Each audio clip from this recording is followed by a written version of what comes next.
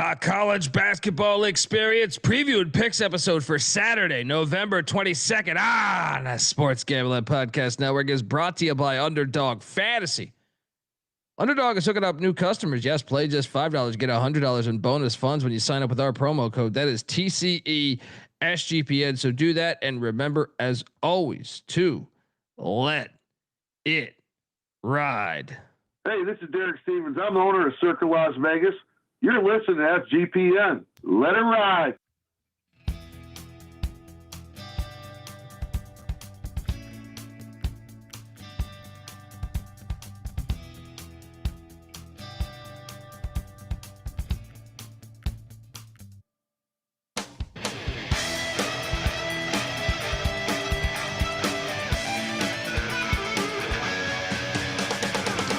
Yes, yes, yes. Welcome to the college basketball experience preview and picks episode for Saturday, November 22nd.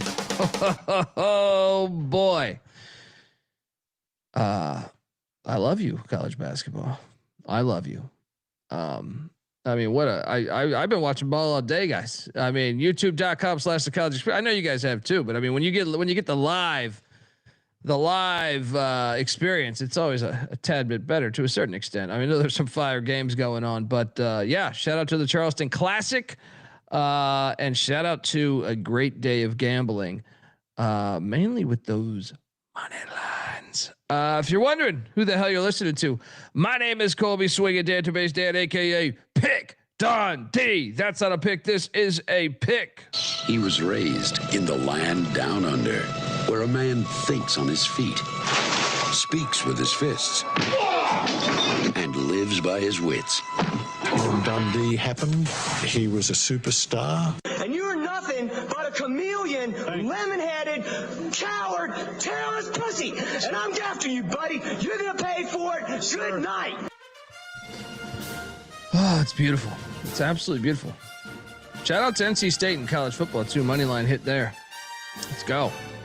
Can't believe I said that. I am joined by my co-host. He switched. He's no longer in the movie theater. All right. Who knows where he's in the lighthouse right now. People are watching the Hawaii game over there, so I was like, all right, I'll go over to this room. There we go. Give it up for the host of the college football experience and college basketball experience. Obviously, former staffer at Austin Peay with the Governors, South Carolina with the Gamecocks, and West Virginia with the Mountaineers, Ryan McIntyre, aka Moneyline Mac. What's up, man? What's up, man? Yes, Feast Week finally is underway. Officially, I feel like we got day games, great games.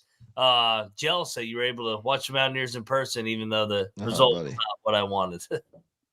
Mac tonight. Come on, make it Mac tonight. Yeah, I'll talk in a second here about that. I love that venue. Look, we are joined by third man in the booth.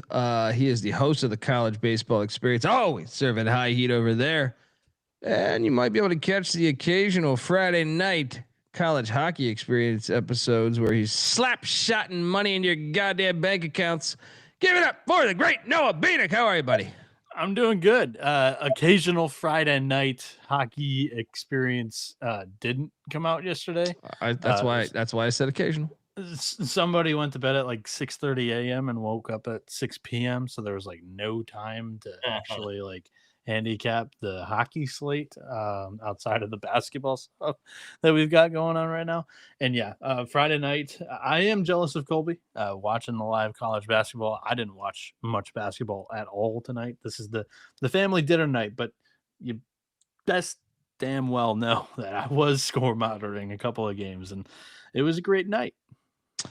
Buddy, I'm telling you, I'm talking to the authorities at SGPN, not the police. I'm talking about Is that a seahorse on his lamp in the background?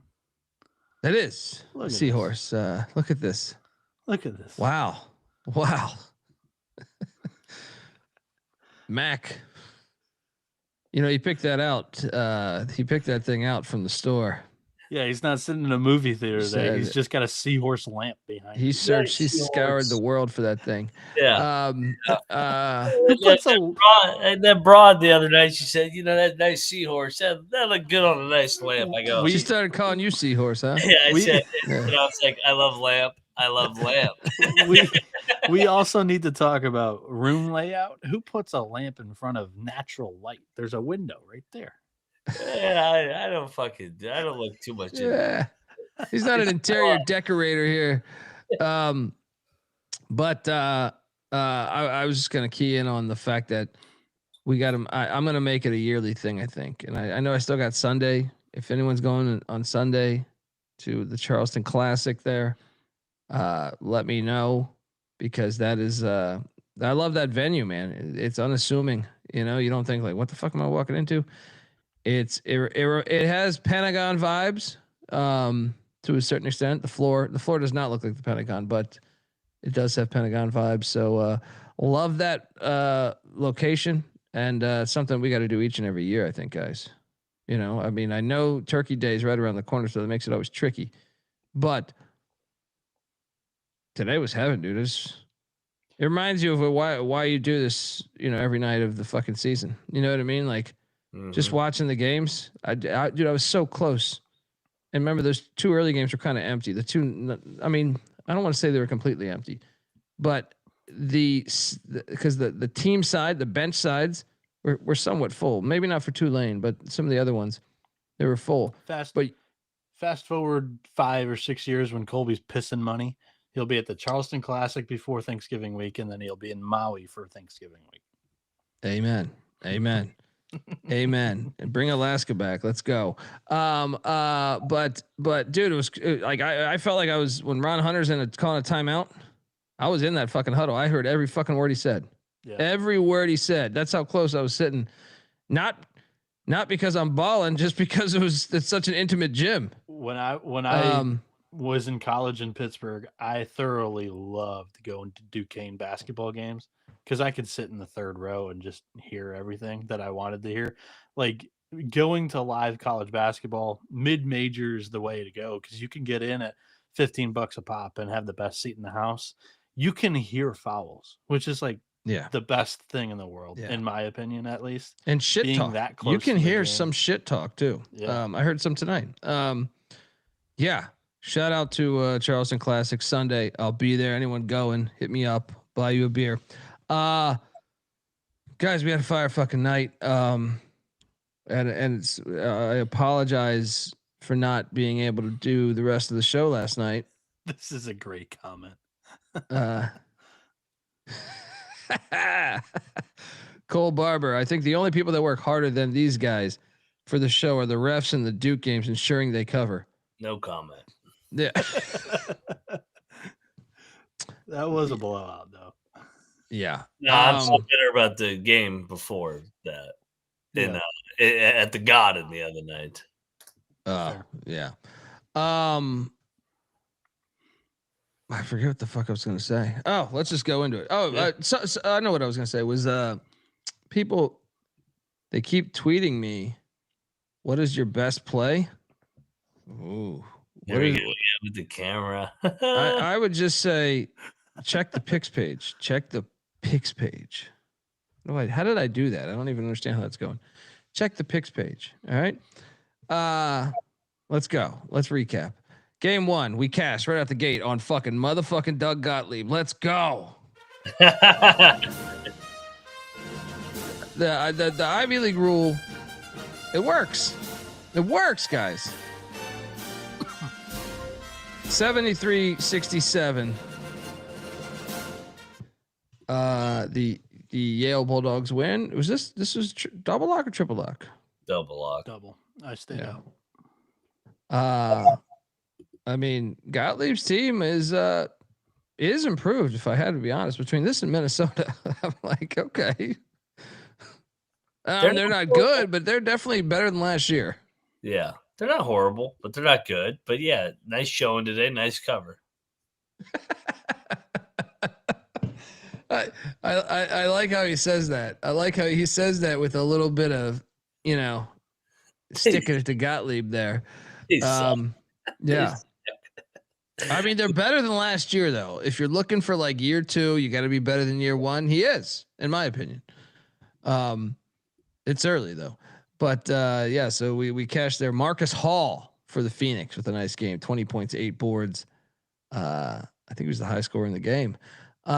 Next up, we had yeah. It doesn't say top play. I understand that, Jay North, but it's like I'm not gonna sit there and respond to like 10 different people doing this shit. You know, it's just that's a lot of work to ask. Copy and paste. Copy and paste. Copy and paste. I'll try. I'll just say that. No guarantees. Utah State, Tulane. I was at this game and out the gate, Tulane was. I thought, despite the score being tied at halftime, I thought Tulane was much better in the first half than Utah State. But Utah State, showing their skill, was able to have that game still tied. But I thought, like, if you remove the scoreboard, I felt like Tulane was the better team at halftime, and halftime only because Calhoun made major adjustments at halftime and ruined the rhythm that Tulane was playing with. Just completely got fucked up, and they could not recover from that. And they kept their transition defense was so bad. Credit Utah State, man. That was they just completely outcoached Tulane, and I like L. Ron Hunter, but I'm just saying he got outcoached today. We had Tulane as a triple lock. We all lost. I thought the money line was live at halftime. I was like, nah, we're gonna hit on the money line. Yeah. Mac, your thoughts? I co-sign 56 points in the second half. Pre-show, you mentioned that they went to a little 1-2-2 token pressure stuff that kind of fucked with Tulane's rhythm. Calhoun gets better and better every year. I feel like as a coach, he's getting better and better, and his team's getting. And it's only year 2. Utah State's good. Colby King revenge game too, but how about this right here? Fast break points. This is my point. I didn't look at the stats before this. I just watching the game, being there. 22-6. Mm-hmm. That's the game. That's the game right there. Shout out to Utah State. They're still undefeated, right? They were. I mean, they got VCU and Tulane and Weber's not bad. I ate shit with this pick on Tulane. Didn't catch any of that, but yeah, Utah State put the pedal to the metal in the second half there. Yeah. Very impressive. Very impressive. Then we had this game, which I cashed on here. These Butler Bulldogs. 79-72 over the Gamecocks. Don't tell me you battled me here. Don't tell me you fucking battled me here. No, I was on Butler, man. I locked Butler. I think that I like the bounce back off the SMU game. I think that they're actually playing pretty well here. And South Carolina's limited. Yeah. I picked South Kakalaki, but Butler was controlling this game throughout. Yeah, it was an impressive win for the Bulldogs. Nice win for the Big East too. They needed it. Desperately. Then we had this game, which I did bet I'm done on Ooey Pooey, guys. I should have bet Alabama State. I bet Ooey Pooey, just thinking, maybe say Alabama State played the other night. I'm done. I'm officially off this Ooey Pooey shit. You guys are sprinkling on me. I'm blaming you guys. The other night too. I had the over in this one. Did not come through. So that's the second time of their first 5 or 6 games that the over has not cashed. But that was also a little smelly because that was the lowest total they've had since opening night. So kind of learning still on IUPUI. It's only game 5 or 6 of the new era. Mac, did you watch this one? No, I did not. I score watched it because this was I think this is on the plus or flow. 120 point beatdown to Alabama State. Yeah, I'm gonna take I'm gonna take IUPUI as a dog. I'm never gonna take them as a favorite again. I took Alabama State. I learned my lesson with the Long Island game. They're too fucking crazy. It's Presbyterian football, like I compared it to, but I'm not touching it Entertaining. anymore. Yeah. This next game, I should have bet this game because I had Campbell. These Campbells, they won by 4 against Arlington. Did not bet this. Did anyone bet this? I bet Campbell. It was a nice comeback win. I like Campbell. I think they're pretty good. I think they're pretty good this year too. Yeah. Yeah, I didn't watch this game, but what's that?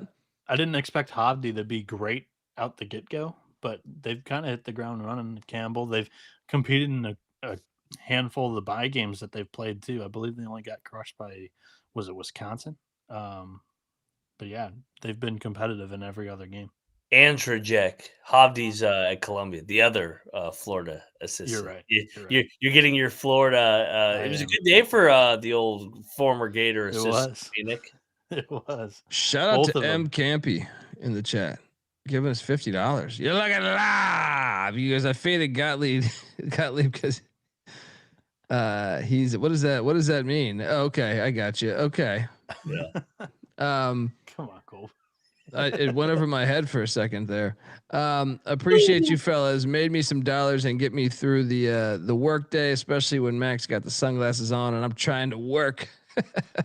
I got you, brother. Since you don't leaves a cunt or a pussy, however you want to look at that. You're feeding my ego. Shades are on now. Next up, I did cash here. Barely. Charleston, the Cougars get it done. 69-65. Mac, was this a good 69-65 game or was this an ugly 69-65 game? Good. It was an entertaining game. And I'm proud of myself for not locking UMass.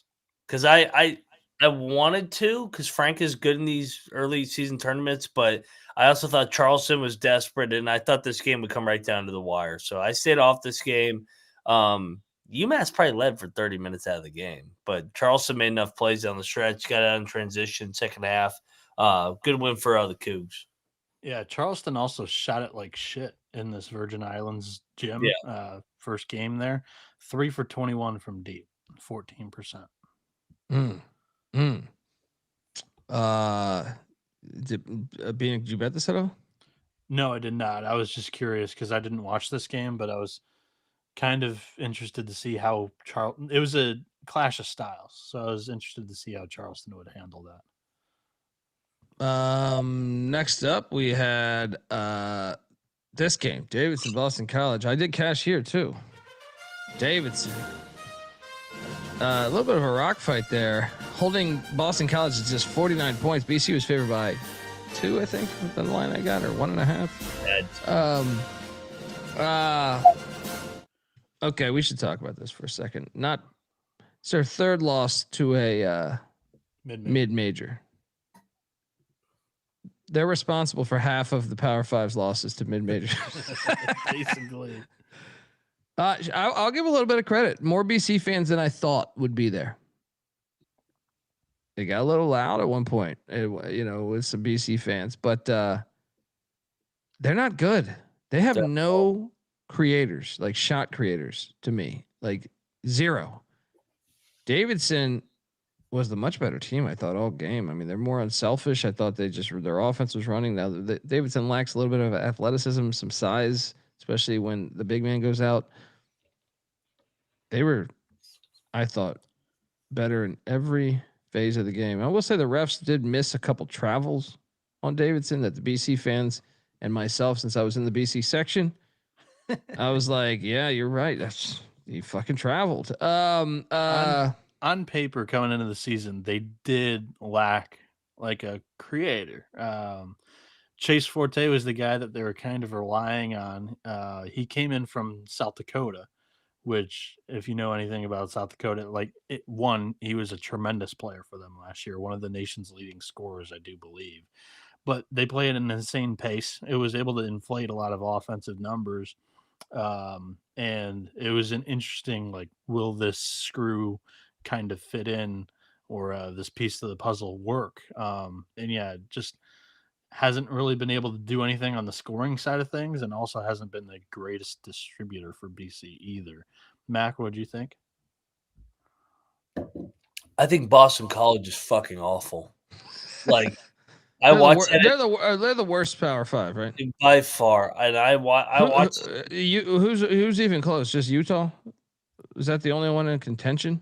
Maybe Probably. A&M, maybe. I don't know. I mean, Yeah, I mean, like, but they're even way worse than Utah. They're like, at least Utah has a couple guys that can make some threes and shots. These guys scored 49 against Davidson. Like, I know Davidson's a solid mid-major, but come on, man. This wasn't like a sleepy spot.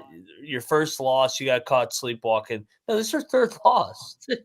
Like, this was supposed to be a get-up spot for your former coach at his former school. I will say Davidson had the crowd overall, though. Like, there was more BC fans than I thought, but this was a Davidson crowd. But you're supposed to be an ACC school. Like, goddamn. Like, come on. Well, I mean, we even got somebody in the chat. Are they an ACC school, or is even the Charleston Classic considering them a mid-major? Well, I I will say, I was watching the game and I saw they were sponsored by New Balance. And I go, Jesus Christ, New Balance? New Balance is actually I like doing, New Balance. Yeah, they're actually doing quite well on the athlete marketing portion of things. Yeah, no, not when everybody else is getting money from Nike and Adidas. New Balance has Shohei Ohtani. They've got a couple other big names, but I mean, Shohei Ohtani is like the biggest name in baseball. They've also got Coco Gauff, the U.S. women's tennis player that's like 21. So they're doing well with the stars in multiple sports. They've made an effort to get more and more into sports marketing, but yeah, for athletic performance, maybe not the go-to. So Davidson gets Utah State tomorrow. That's like, do you think not tomorrow? Sunday. Yeah. Do you think that the Davidson crowd? Because first off, did Utah State have any presence in the gym? Or a small amount, but they had some. I mean, they had more than Tulane. Tulane had the worst showing. Will Davidson's crowd play any factor Sunday against Utah could. State? It could, because they definitely have a bigger number, but I don't know if they're staying till Sunday because people check out sometimes Sunday to leave. So I don't know if that plays a role. They're also saying New Balance is based in Boston. Oh, there we go. I didn't even know that. They need to donate to the NIL to get some fucking players. That team sucks. They need to be mid-2010s shoe contracts. Yeah, that's a bad team. That was my takeaway. Good win, Davidson. Yeah.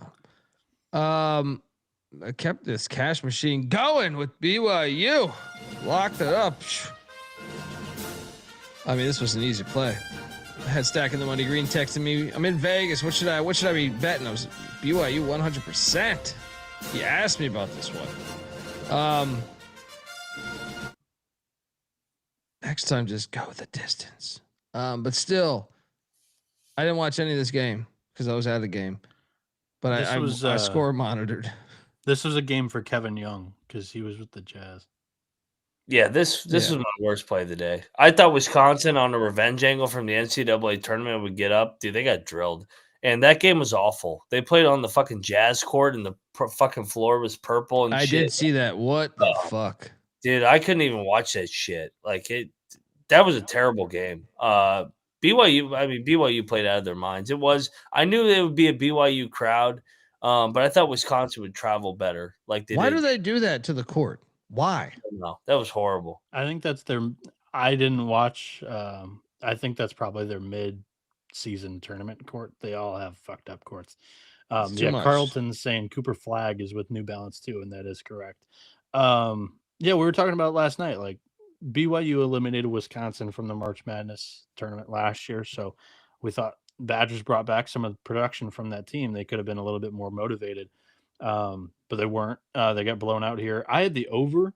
I luck boxed this cover like a motherfucker because in a blowout, I was lucky to get any points from Wisconsin down the stretch, and they ended up, in garbage time getting this cover for me on the over 160.5. So shout out to the Badger bench. Yeah. Nice. Folks, what to tell you that the college basketball experience is brought to you by us. Yes, we are part of the Sports Gambling Podcast Network. Gear up for the holidays at SGPN in the merch store. We have the perfect gift for the DJ in your life with promo code HOLIDAY for 25% off everything. And I mean everything. You can get yourself a Mike Leach Swing Your Sword t-shirt honoring our friend. You can get yourself an Eat Shit Pitt t-shirt honoring the shit that Pitt is throwing out there every time they step on the hardwood, right? You can get yourself a Hard Ticket to Hawaii t-shirt or a Storm the Court t-shirt. There's a lot of cool shit out there. Go check it out. Perfect stocking stuffer there. So make sure you use the promo code HOLIDAY, 25% off everything SGPN store. That's available either in the app or sportsgamblingpodcast.com. The app is free to download. Just type in SGPN. And remember, as always, to let it ride.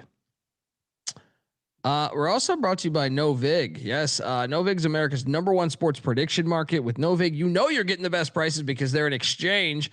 Novig's available in 35 plus different states. Download the Novig app and get $50 when you spend $5 if you use our promo code that is SGPN. So get in on the action with Novig, promo code SGPN.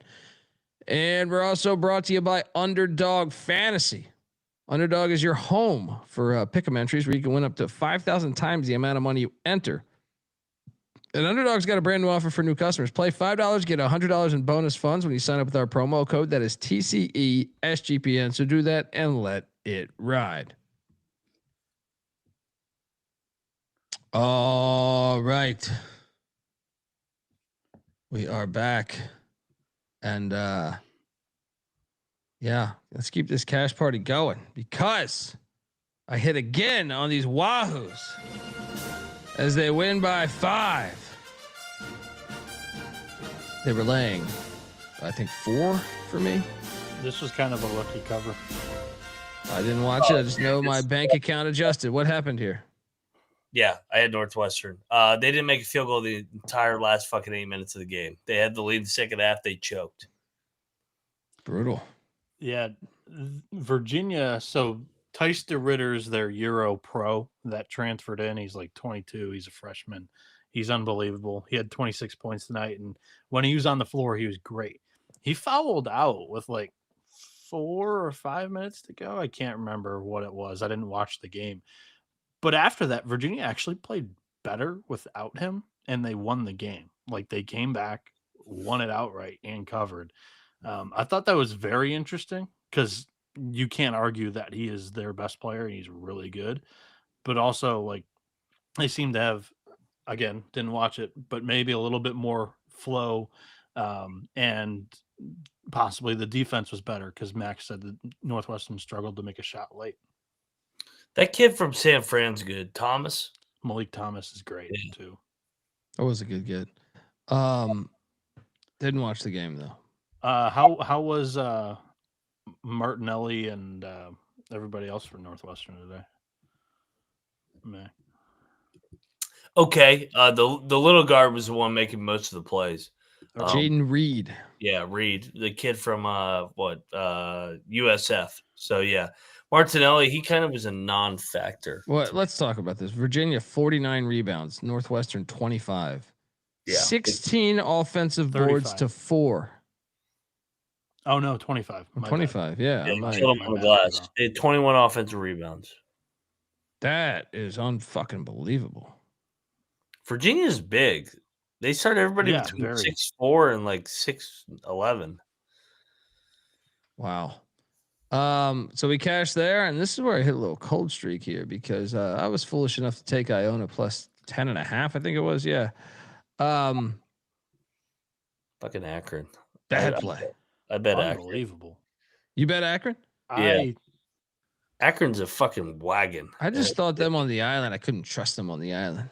You know, they're unbelievable against these mid majors. This was. What's that?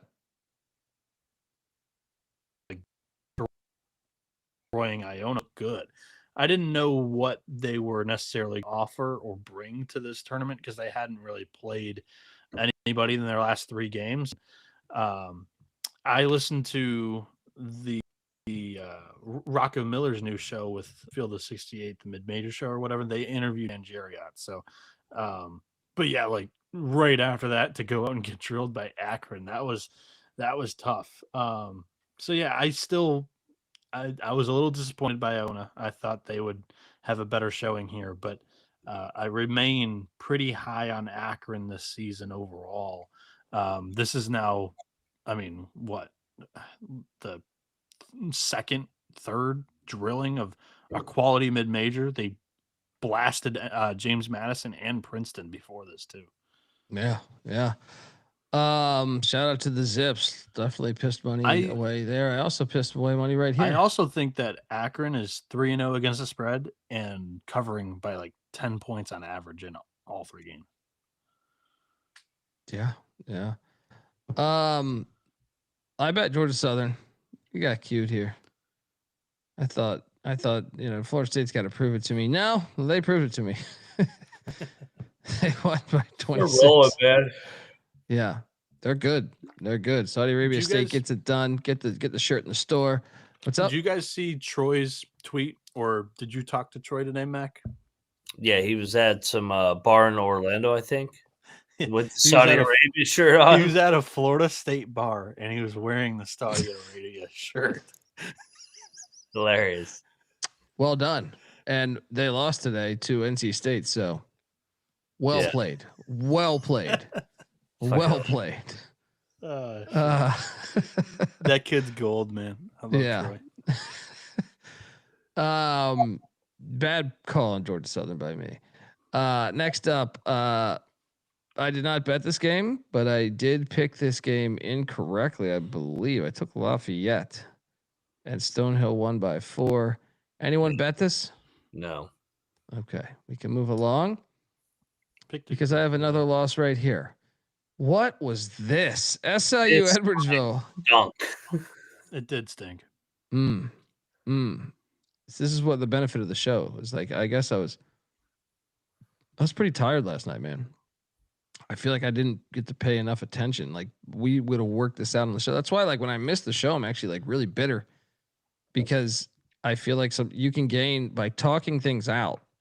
You gain knowledge. You know what I mean? Like, you're like, right. You are right. You just see all the numbers. You don't, sometimes I notice, sometimes you don't. But what did you bet Air Force, Mac? No, I stayed away. I was like, I don't trust Air Force, but this line makes no sense. I picked SIUE, but they got drilled tonight. Yeah. I went in. I did not go in on this one though, as Columbia drilled Lehigh by 15. This is where the this is Havdi. This is where the Ivy League ruled, I guess.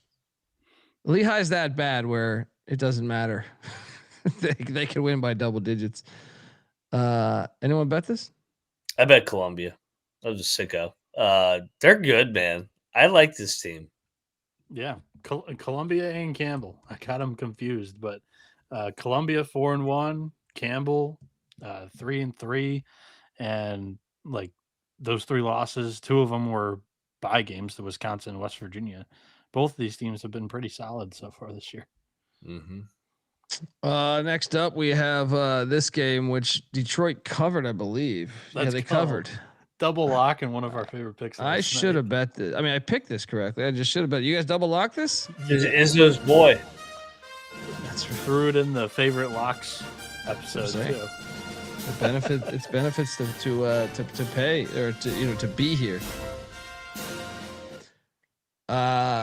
Next 2 games, like I said, I hit my tough streak, man. But these 2 ones were fucking brutal, man. I had Cincinnati plus 9.5 points. Louisville wins by 10. Unfucking believable, man. This was a 4-point Louisville or Cincinnati lead at halftime. Come on, man. We're getting 9.5. We have a 4-point lead at halftime. Come on, you're in Cincinnati, dude. No, they were in Louisville tonight. Well, I don't know if you. I don't know if you saw any highlights or clips. Louisville took over that building. Yeah, I mean, there still were a boatload of Cincy fans, but yeah, Louisville fans fucking traveled well. Cincinnati's only like an hour and a half, 2-hour drive Yeah. for them. So, yeah. I had the under. The under was 162.5 in this matchup, and it went 138. Yeah, that callback to last year, both Dayton and Cincy complaining about the sight lines in this hockey arena. That paid off tonight. Louisville only shot 28% from deep. Game ended. Cincinnati down 10. Kirk Kriisa dribbles off his foot somehow. Investigation. Yeah. He just fell down. Just fell down. So yeah, put that on our card. How does that work if, say, a player is from overseas and he says, "Hey, Well, is player the from FB overseas also can't get an NIL. Well, I'm just saying, can't you tell your people overseas to bet on this player prop here or there or whatever, and it won't be flagged by the authorities? What do you think? And there's Well, ulterior motives because all his buddies are getting NIL money and he doesn't because he's international. I challenge the chat to go watch the end of the game. It was a little sketchy. He just falls down. He's a point guard and he dribbles off his foot. And by the NIL money, like he gets rev share money from the school. But the NIL, it doesn't work with like the internationals. I don't know the relationship or the rule there, but I do know that's the case because Vlad Golden didn't get any NIL. I think they can now, though, right? Well, they can through the rev share. The rev share. That's why there's so many euros coming in. By the way, this Louisville guard is fucking the real deal. They're good. So good. Kentucky doesn't look like a great Final Four pick. This one does. I'm bought in all the way on Louisville right now. Yeah. Yep. Defense is passing the eye test too. They've been pretty good. Down low was like the question mark, but that Sanandra Fruit he's held his own. Speaking of overseas, I think he's German. Chat saw the last play, by the way. Yeah. So I lost this game by a half a point. I also lost this game by a half a point as I had Clemson minus 3.5. Now I would have been fortunate to get this if you're following the whole game, but they had a 5. Was it 5? It was 5, right? They had a 5-point lead with what? 45 seconds left, or was it 4? They were covering this number 3.5. No, they never covered it. They had a 4-point lead. Because I remember saying, like, if I hang on to this, I'm covering by a half a point. They missed a free throw to go up 4. Maybe that was it. Yeah. Maybe that was it. The Mountaineers pissed away a great opportunity to have another. Yeah, I mean this was not the right side. I'm just saying, like, I thought I was going to get there. When was that free throw? 10 30 seconds. I was about to say, like, I thought I was going to get there. Okay. Points in the paint where someone that was at this game, I thought that was the difference in the game. Dub V though, they led for a long. How many minutes did they lead the game? At least 30. Yeah. Like that's when you're kicking yourself. You're up what? Dub V fans showed the fuck up, by the way. I told you, man. We're crazy. This is an opportunity for people to get out of Morgantown, go to the nice sunshine, and get drunk for the weekend. This is what we do.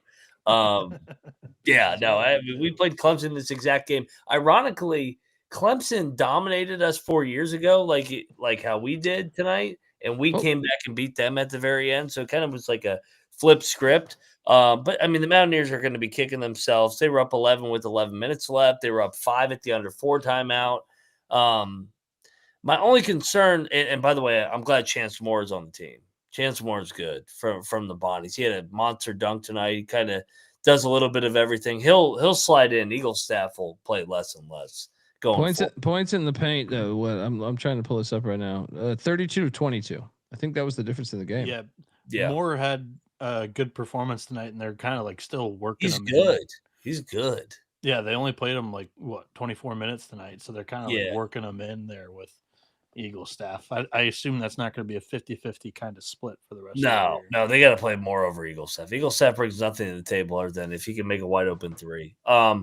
My biggest concern though with this team is if Honor Huff isn't making shots, who's going to score the ball down the stretch when it's fucking a hard game like tonight?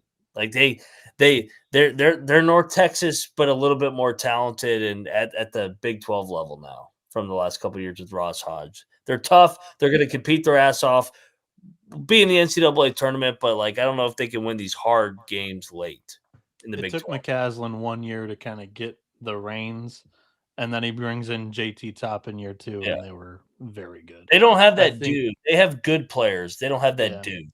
Especially in the front court. Yes. Next up, guys, I ate shit on this one too. I lost 3 straight games. Oakland, Eastern Michigan. I just need to start riding my boys again. I'm sorry I left you guys. I'm so sorry. I'm so sorry I left you guys. You guys been my boys over these years. I don't think I've bet them. White guy back. Yeah, that motherfucker. Hob. He was dunking every other play I saw tonight. I was like, "What the fuck's this white guy?" He almost had a triple double. Stan Heath redshirted this fucking dude last year, and he's the best player on the team. 24 points. 24 points, 11 boards, 9 assists, 1 steal, 1 block. Good God. What is they got Ice doing? Gervin back? No, wait, he was Detroit, right? Is he Detroit or EMU? George Gervin. He's Detroit, right? He's Detroit, I think. Yeah. Man, I got to get back on my EMU is making me pay. This is my 3rd time I've faded EMU and I've lost all 3. Hilarious. I'm sorry. I apologize. Yeah, nice win. Boys in Ypsilanti are partying tonight. Yeah. This next game, I'm fucking agitated a little bit because I had loaded up my bets and I put Charlotte plus I was getting 3. And then I took it out of, you know how you load up the bets on the card on the side and I took it off. I was like, yeah, maybe App could blow him out. Of course, App wins by 2. So I would have hit.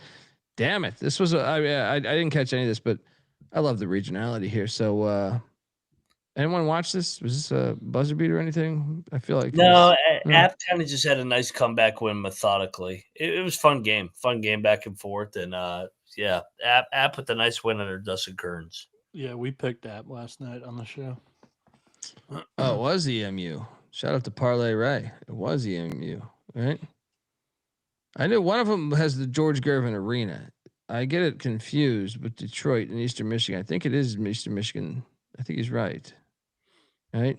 I think they have a statue of him outside of the stadium. Next up, oh my God. Bieniek, take it away. I mean, look, I took the points, but I didn't catch the show last night, guys, after I left. This, Bieniek, some of your finest work. Thank you.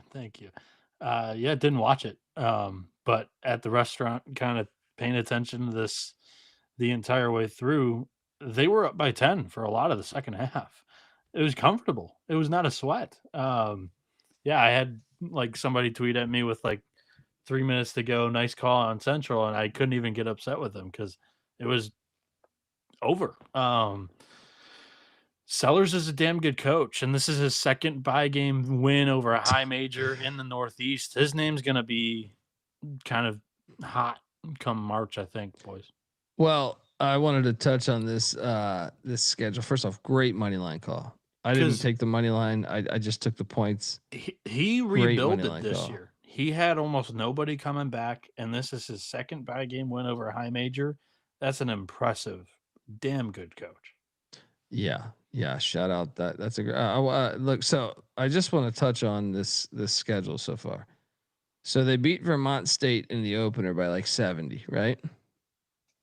Then they win by 70 against Vermont State, the Badgers up there. We all know them, right? Then they lose to Quinnipiac by 22, right? Then they beat Boston College of the ACC. Then they come to Amherst, Massachusetts and lose by 7. And then they go beat a Big Ten team by double digits. What is this? What? I mean, I love it, but they can't. Oh, they can only beat D2 or Power 5 teams. Any mid-major they lose to. Mac, your thoughts on these real Blue Devils? I think Patrick Sellers should be in line for a nice upgrade job here. He's a good coach, man. He's done a great job over the last three years here. So yeah, great win at Rutgers. We kind of talked about Rutgers been playing with their food a little bit. I thought that this was the lowest line so far, and Bieniek did sway me. I should have hopped in on the money line with him. So good call to you, Bieniek. Well done with the Blue Devils. Shout out to like coming into the year too. I was talking to Colby when you were gone. Central had almost no continuity. They were rebuilding this year. They lost a lot of last year's team that had won like 2 straight conference titles. I thought that this year Long Island was the rightful favorite in the NEC, and Central Connecticut State looked pretty damn good. And shout out, people are just throwing us money right now. Bieniek, $5 here from Jay North. Talking about what is this? Cincinnati, BC? Louisville lack of fans. BC though is in Boston College. Oh, okay. No, okay. because Okay. The price of the ticket in off-campus games. That off-campus games do fucking blow, but it did suck. Yeah. Like when you watch it tomorrow, you'll be like, "This is disgusting that the game looked like this." When you had the Yum Center, and then you had I'm drawing a blank on Cincinnati's fucking arena. Is it UC Arena? Because I know their baseball field is just UC Diamond or whatever. It's just the same with Bob Huggins arena. They forfeited their home court advantage. Louisville had the building. I know. And remember, they did this in football this year with Nebraska. They were supposed to play at Nippert, and they moved the Nebraska game. Well, they originally moved it to Lucas Oil, but then they were repairing filthy ass Lucas Oil, and then they moved it to Arrowhead. Right? I mean, what are they doing? They're costing themselves because they would have beat Nebraska in Nippert, and they would probably be in playoff talk right now. Yep. They're killing themselves. Fifth Third Arena. That's what it's called. And it's a beautiful arena, man. That's what's like. What the fuck are you doing, Cincy? What do you think about that logo I gave you guys? They got to own that. That logo. The Bearcats? No, Central Connecticut State here. Oh, yes. Why do they not use that the whole time? They got to own that. That shit. What is that, fucking half cow? Who is that guy? That's their logo back in the day. They got to get back into that. Look at that. Hey, come on. And Colby, this just hit me because I got Big New, or I got FS1 on in the background with that Hawaii game. Big Noon kickoff is at Cincinnati tomorrow. They could have had an unbelievable crowd with Cincinnati against Louisville. Who is their athletic director? What are you doing? Why someone would you look up their athletic director? Because these calls between football with the week 1 matchup and then this, oh my god, they're killing AD themselves. made a hell of a baseball hire, though. That's all I'll say. He made a hire, extended him after he got them their first at-large bid in 60 years. I think he attacked that correctly. Everything else, my hands are off. Maybe he's trying to fire Satterfield and Wes Miller. He's like, maybe. Well, I don't think he hired them. I don't think he hired them. If memory serves me correct, I want to say like no home games for you. Yeah, that's maybe his angle. Yeah. Yeah. All right. Yeah. Let's play Nebraska and fucking Arrowhead, and then we'll play fucking Louisville at downtown. So it's a neutral site. Like, God, what are you fucking doing? Yeah. And Jerry Davis says that logo freaks me out. That's why they should keep it. The other Blue Devil we've seen a million times. This has personality. You're sitting there. You're on the fence with this one. You're like, what am I looking at here? So Cincinnati's athletic director, John Cunningham, took the job in December of 2019. His tenure began with COVID-19 in the bio. It includes that. Give a fuck. Yeah. Reading. I love how he put that in the bio. Yeah, just so you know, I was working against the odds. He's not writing that. That's the SID or whatever. How do you know he's not writing that? Well, he might be like, "Hey, put this in there." Yeah. But no one else would put that in there. besides him. That means he sucks ass at his job. Hey, I took over. It was a tough time. Here's the claim to fame in the bio, by the way. The Bearcats football program found unprecedented success in 2021, winning a school record 13 games in a second consecutive AAC championship en route to the college football playoff. They're 34-15 since 2020 with 16 NFL draft selections. Cincy Golf has the most success in program history with a Big 12 or a regional championship. Do you remember what happened that year they won the AAC? They ducked Tulsa. It's one of the phoniest big conference championships. They had to play Tulsa in the AAC championship, but they were supposed to play at Tulsa the final game of the season. And they claimed the COVID shit, unsafe or whatever. And then they played them in. So had Tulsa beaten Cincinnati in Tulsa, because the game was going to be at H.H. Chapman, then they would have been hosting Cincinnati in the AAC championship. Instead, they claimed it was a COVID game. So Cincinnati was then hosting Tulsa again. I refuse to believe that any of their players had fucking COVID. So this guy came This from guy's had COVID. Yeah, that's why he put it in his bio. That's why he said his bio. Yeah. So I think I made a better statement in defending or like bolstering up this guy's resume with the baseball hire, because the first at-large bid in the NCAA tournament in 60 years is damn good. This guy came from Minnesota and then previously Syracuse. So I wouldn't say that. Like, of course, either of those are like. Look, I have a theory in life that anybody that like anyone that's terrible, you can normally trace back to them being at Syracuse. At some point. Also, here's probably the best note of his previous destinations. He was at Boise State from 2011 to 14 as an associate athletics director. But he got corrupted at Syracuse, man. That's where everything goes wrong. Right? And he was at TCU with a lower level job for 5 years from 2006 to 2011. Shout out Jay North giving you $5 again. UC at Louisville will be at Freedom Hall next year. See, that's a home court though. Yeah. Like that's their old arena. Freedom Hall's where they played before the Center. That place used to fucking jump. So like that's not the same as tonight. Shout out to Jay North too. He's a Norse fan, Northern Kentucky. So he's kind of in the middle of both of those two fan bases there. All right, next up, man, Maryland Eastern Shore Super Bowl.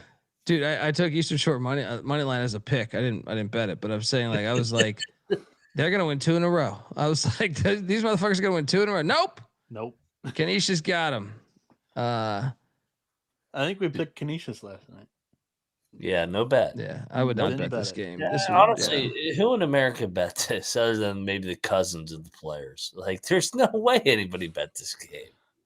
Wait. Where people are saying, hold on.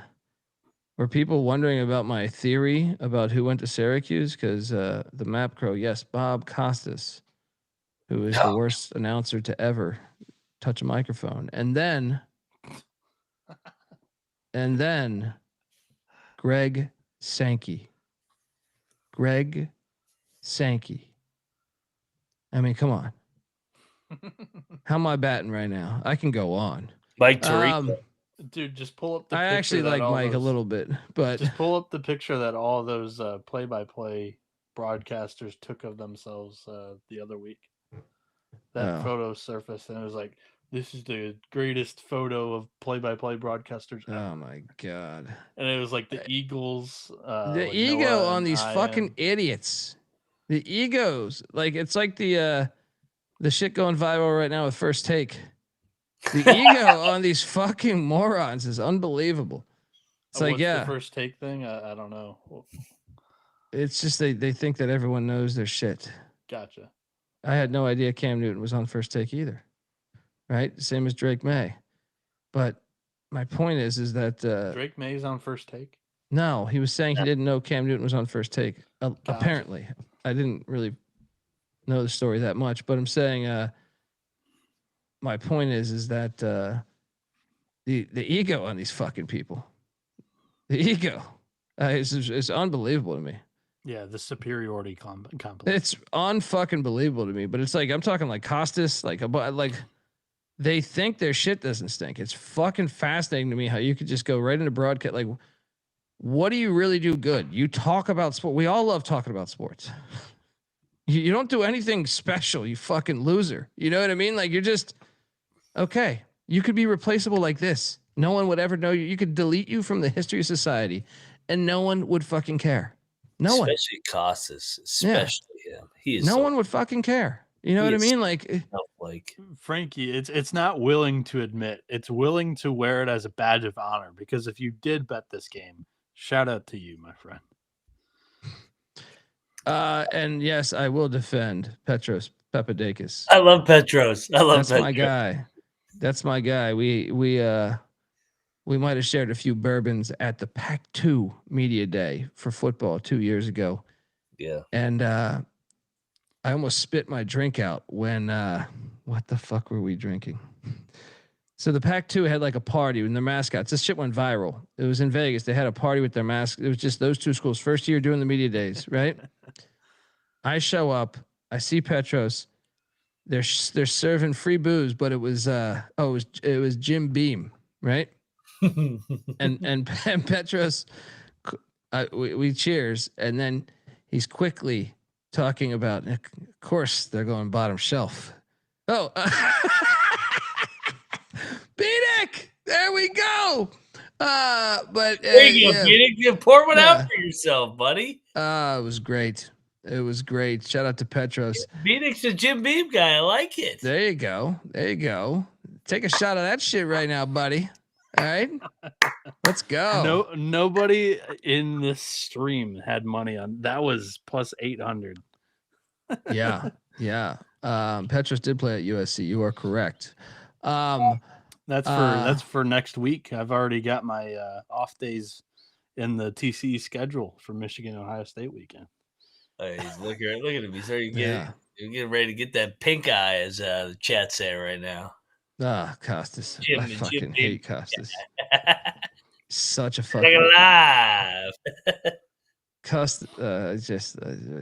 Let's just carry on. I could do an hour on Costas. Fucking Holy Cross. Lost to Sacred Heart. I think I took the points. Didn't bet this, of course. This was your game, and you weren't here to announce it. Both fucking. Against fucking Sacred Heart. Wait, they did cover. No, they didn't. Lost by 13. Why did I think it was 7? Yeah, who cares? Next up, this game. I was very proud of myself for the my ego hit Costas levels when I found both of these logos. I just really appreciate the Kentucky logo. Why do they not go to that nonstop? Kentucky won by 1,000 today, guys. Yep. 88 to 46. Why do we not bet that? Yeah, I should have bet that. I bet it. Yeah, I bet it. Shout out to Rob Donaldson giving us $20 just so Bieniek will take a shot. Also, he reminds us that Jim Boeheim killed a guy once. He's probably picking boogers while he was driving in the snow. Come on, you gotta take a shot. You hit a couple money line dogs. You gotta take a nice little swig of that Jim Beam. We're good. You only live once. It's Friday night. Yeah, I mean, why did I not bet this? But I've noticed a trend, guys. And I'll just say you need to be constantly checking the SGPN app, because this is 2 times now where I have faded East Carolina, and not only faded them, I took Charleston Southern on the motherfucking money line. All right. Good pick. Boom. ECU's terrible, dude. I locked in Charleston. Oh yeah. I sprinkled the fucking money line. Go check it. Plus 375. It cashed. It's all available on the app. Did you see what this line closed at? It's like 11, right? Wasn't it 11 or 10 and 13 and a half? I was like, what? What did they like? Okay, look, I love ECU. Watching this team, I'm just like, this is a terrible basketball team. Yeah, they're usually better at home too. That's why I was like, I'll take ECU. Yeah, but I don't think they ever win by like double digits. Like he's the type of coach where like, I don't think they win by double digits often. You know what I mean? Like it maybe sometimes if they're like a 5-point dog, they might win by 12. When they're favored by double digits, I think you can never bet East Carolina. Never. Like I think the money line's live my entire life. Coach proof. If they're a double digit favorite, I would bet the dog every fucking time. How about them losing by double digits as a double digit favorite? Yeah, they're terrible. They're not a good basketball team, dude. I watched the whole Richmond game. I watched the fucking Elizabeth City game where they won by 1. I would power rate them the worst team in the AAC right now. Who am I missing? Is there someone worse? I don't think so. Yeah, there's somebody worse. Who's worse? He's gonna get fired then. Who's worse? Can you get fired off the most wins in ECU basketball since like if the bottom falls out? Well, I don't know that anyone's worse, but also Bieniek. Yeah, we can make this is my theory. Like we're still alive to make the college football playoffs. Yeah, true. So our basketball team is terrible. Shout out to Frankie giving us $20. People choosing not to not work all over this world. Meanwhile, the men in SGPN. There we go. Inserting Maryland Eastern Shore logo. See you Sunday, brother. Let's go. I'll buy you a beer, man. ECU is a terrible basketball team, and there's no dancing around that. You know what I mean? Like they're just not there. They don't have any guys. They have one guy. All right. We'll probably win a few games. Like I'm looking at the schedule right now. I thought that Buffalo game was going to be a win. That's looking like a for sure loss. Eastern Shore. We'll get Eastern Shore at home. Maybe. Yeah. They're pretty good tonight. I was going to say Presbyterian, but they've kind of looked good earlier in the year. When I looked at the schedule, I was like, oh, we'll get Buffalo. We'll get Presbyterian. Now I'm like, I don't know, man. Just East. Man, I mean, we're clinging to that Georgia Southern win. We beat Georgia Southern by more points than Georgia Tech did. Yeah. I am very good at fading East Carolina when I'm not on a microphone, apparently. Next up, we had South Carolina, Upstate, West Georgia. Did I bet Upstate? I did. Did I lose money on Upstate? I did. So did I. We tried to get Q, go zigzag. I was like, oh, the trans property doesn't exist. Upstate, it's going to be a nice split here. No, Upstate sucks. Yeah, both of these teams, I think it was Tennessee Tech is the common opponent. Yeah. So transitive property comes through on West Georgia. Tuck job? We're doing a tuck job? Yeah, that was a Patty C tuck job. Shout out to Danny Dumpshit giving us $20. Cheers to the rankings kings of Michigan and his moneyline dogs. What is the current Michigan rankings, Bieniek? State 1, Michigan 2. Eastern has got to be climbing up a little bit, right? 3 is always the toughest. It's like who's typically better. We got to get a graphic. I want to get a graphic with the mitten, right? Well, and the problem is the other 4 are like bottom 100 in the country. So, but I want each city pinpointed like a real map would be on the mitten. Yeah. Of all the D1 schools, and you pinpoint it just like a real map. Like Scotland Yard would have of something, you know what I mean? Like boom, pinpointed on a fucking wall with the note of what place they're in. Should we work on that? We got to get somebody working on that. Yeah, we can do that. What is this, year 3 of those? Year 3 of the Michigan rankings. I think right now, I mean, the Michigan rankings tiebreaker was just EMU beat Oakland. So they're 3. Oakland 4. Central 5.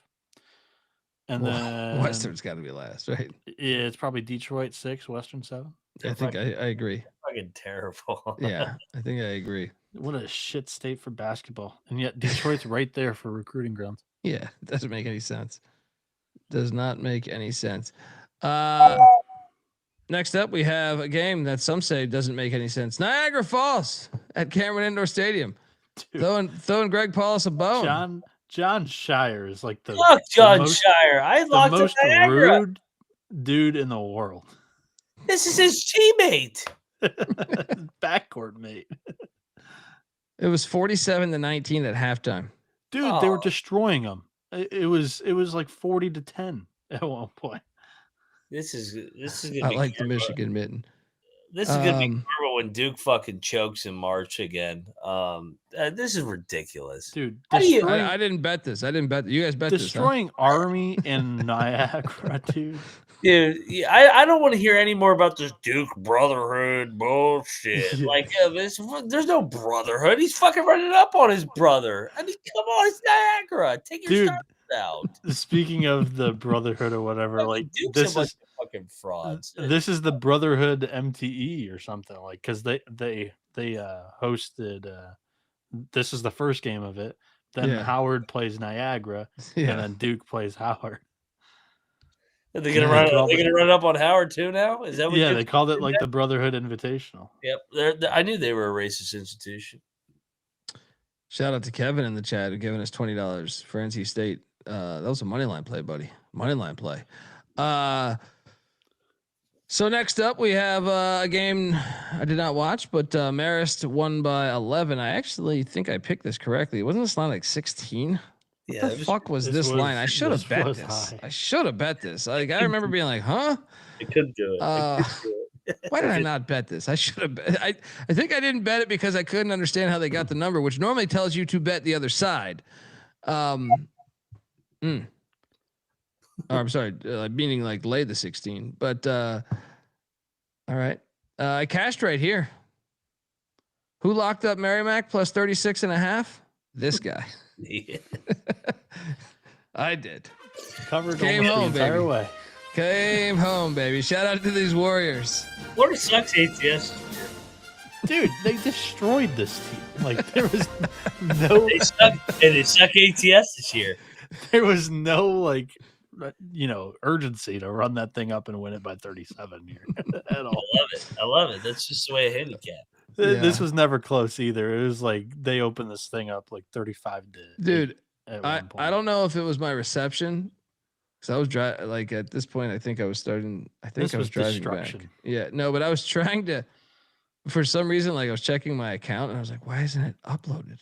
And I was like, "Is there still like free throws on the clock or something?" I'm like, because it was right on that number, so I was just like, You ever had it where like a bet just didn't like it's been like 20 minutes you think since the game ended, and you're like, "How the fuck is this thing not cashed yet?"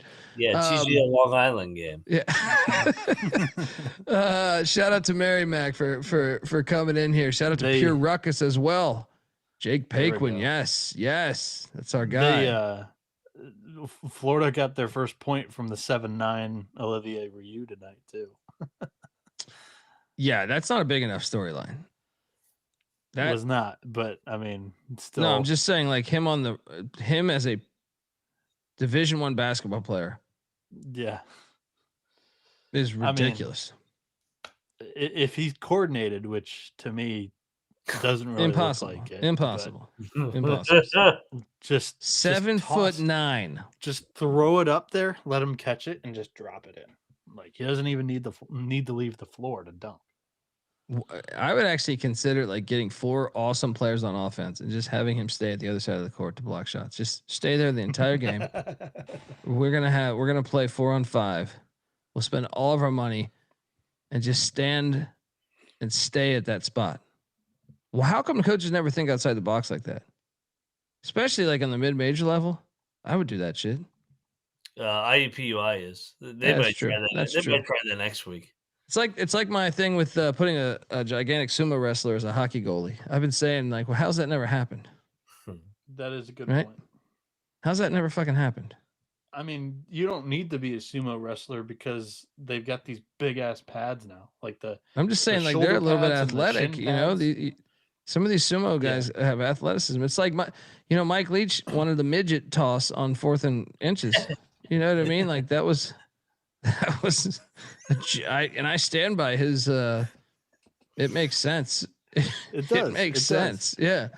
At the same time, like it takes a lot of time to be able to stand up on skates and then like maneuver on skates. That's definitely tough.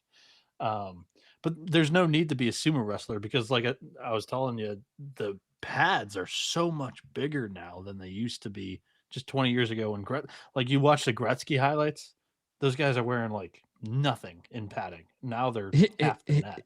Hear me out here though. Why not? You can't even jam a wideout anymore. Why not put him at wide receiver? Kane's betting is speaking facts here too. Zach Edey was Canadian. He played hockey growing up. He was a goalie. No shit. Hold on though. What? Like, why wouldn't you just put him at wide receiver? There's no corner that could stop him. You throw a fade every single time. That's gonna be caught. Yeah, just they're slow, so you need the pass blocking to hold. I've had a lot of these thoughts throughout my life. Sometimes, the genius thing about Leach was he never played football. He was like a law Capper's degree. Talking about sumo guys on the O line. Yeah, no, I've thought about a bunch of this stuff. I believe some of it's coming. I thought, like, why wouldn't you have 3 quarterbacks on offense every single possession? Like playing like one is like, like the Steelers had Cordell Stewart, Randall L, and Hines Ward, who all 3 played quarterback at one point. But they were so conservative with it. They should have been like every single play, just having them throw. You don't know who's going to throw the ball every single play. When's that coming? It's got to be coming at some point. Welcome to the college basketball experience. Yeah, could be. Hey, yeah. Stay tuned. Shout out to Charles Walker. Nothing like listening to Dundee after a fat blunt. Amen. Amen, man. so Amen. That's what I'm here for. All right. Man, you need it after tonight too. Next up, Morgan State Old Dominion. Old Dominion won by 32. I think I picked this correctly, but I did not bet this game. Mac? I did not bet this game either. Good win for Old Dominion. I picked it right. Win, I guess. And they've been such a hard team to figure out this year. Very hard. Yeah, they have been. Then we had Penn and Drexel going at it. Penn stuck it. Drexel's terrible this year. Did I tell you that? Yeah. Yep. The dog wins again. I think I picked Penn here. So Philly 5 dog. Didn't bet it. Penn's playing in the championship now. They won both their games. Yeah. You laugh. The all three QB set would work. That shit would work. No one would know what the fuck's going on. All right. I'm ready for that.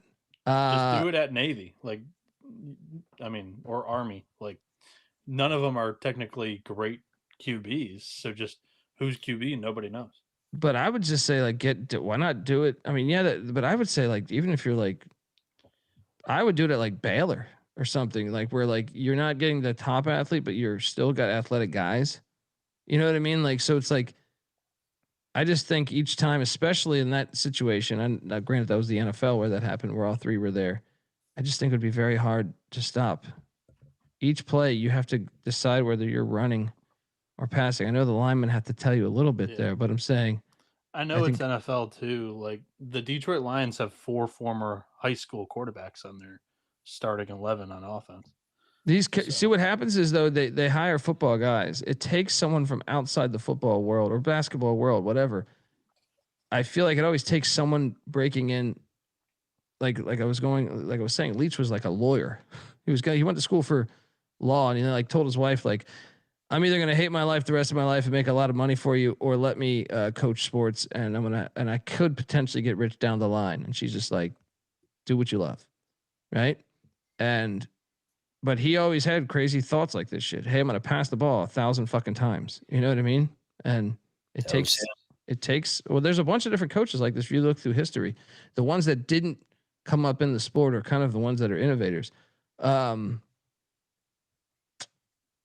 had a lock right here. It stunk, but I dove into the stink. Wilmington. It stunk like crazy.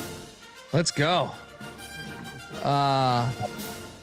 Lay the 4.5. We cashed. Did you go in, Mac? No, I should have, man. I fucking stayed away. I thought it stunk like hell, but I agreed it was the right side.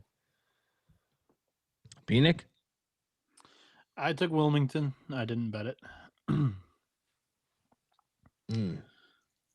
Surprised you guys didn't roll. Okay. All right. Albany, Siena. I bet this and it pushed.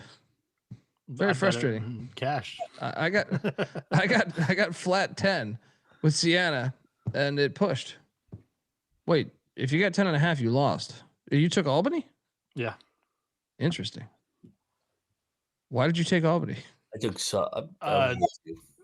Took Albany because of past history in the rivalry. Like one, Siena had lost 3 in a row to Albany. And last year they got blown out with Jerry Mack in this exact group. But also like most of the time the dog was within 10 points in the game. So I was like, Interesting. Take Albany and I'll lock it up. Interesting. Okay. I just thought them coming off the loss. But Mac, did you bet this? Yeah, I bet Siena. 8 shit. You got 10.5? Nope. I got 10. I never even saw 10.5 besides making the slide, I guess. But I love that rivalry though. I'm kind of upset that I wasn't able to watch it tonight. yeah, Jerry got 9.5. Wish I would have got that. Morehead State, ETSU was next, and well, ETSU finally shows up. Of course, when I didn't bet them, they win by 15 against Morehead State. You love that? I said, don't you love that?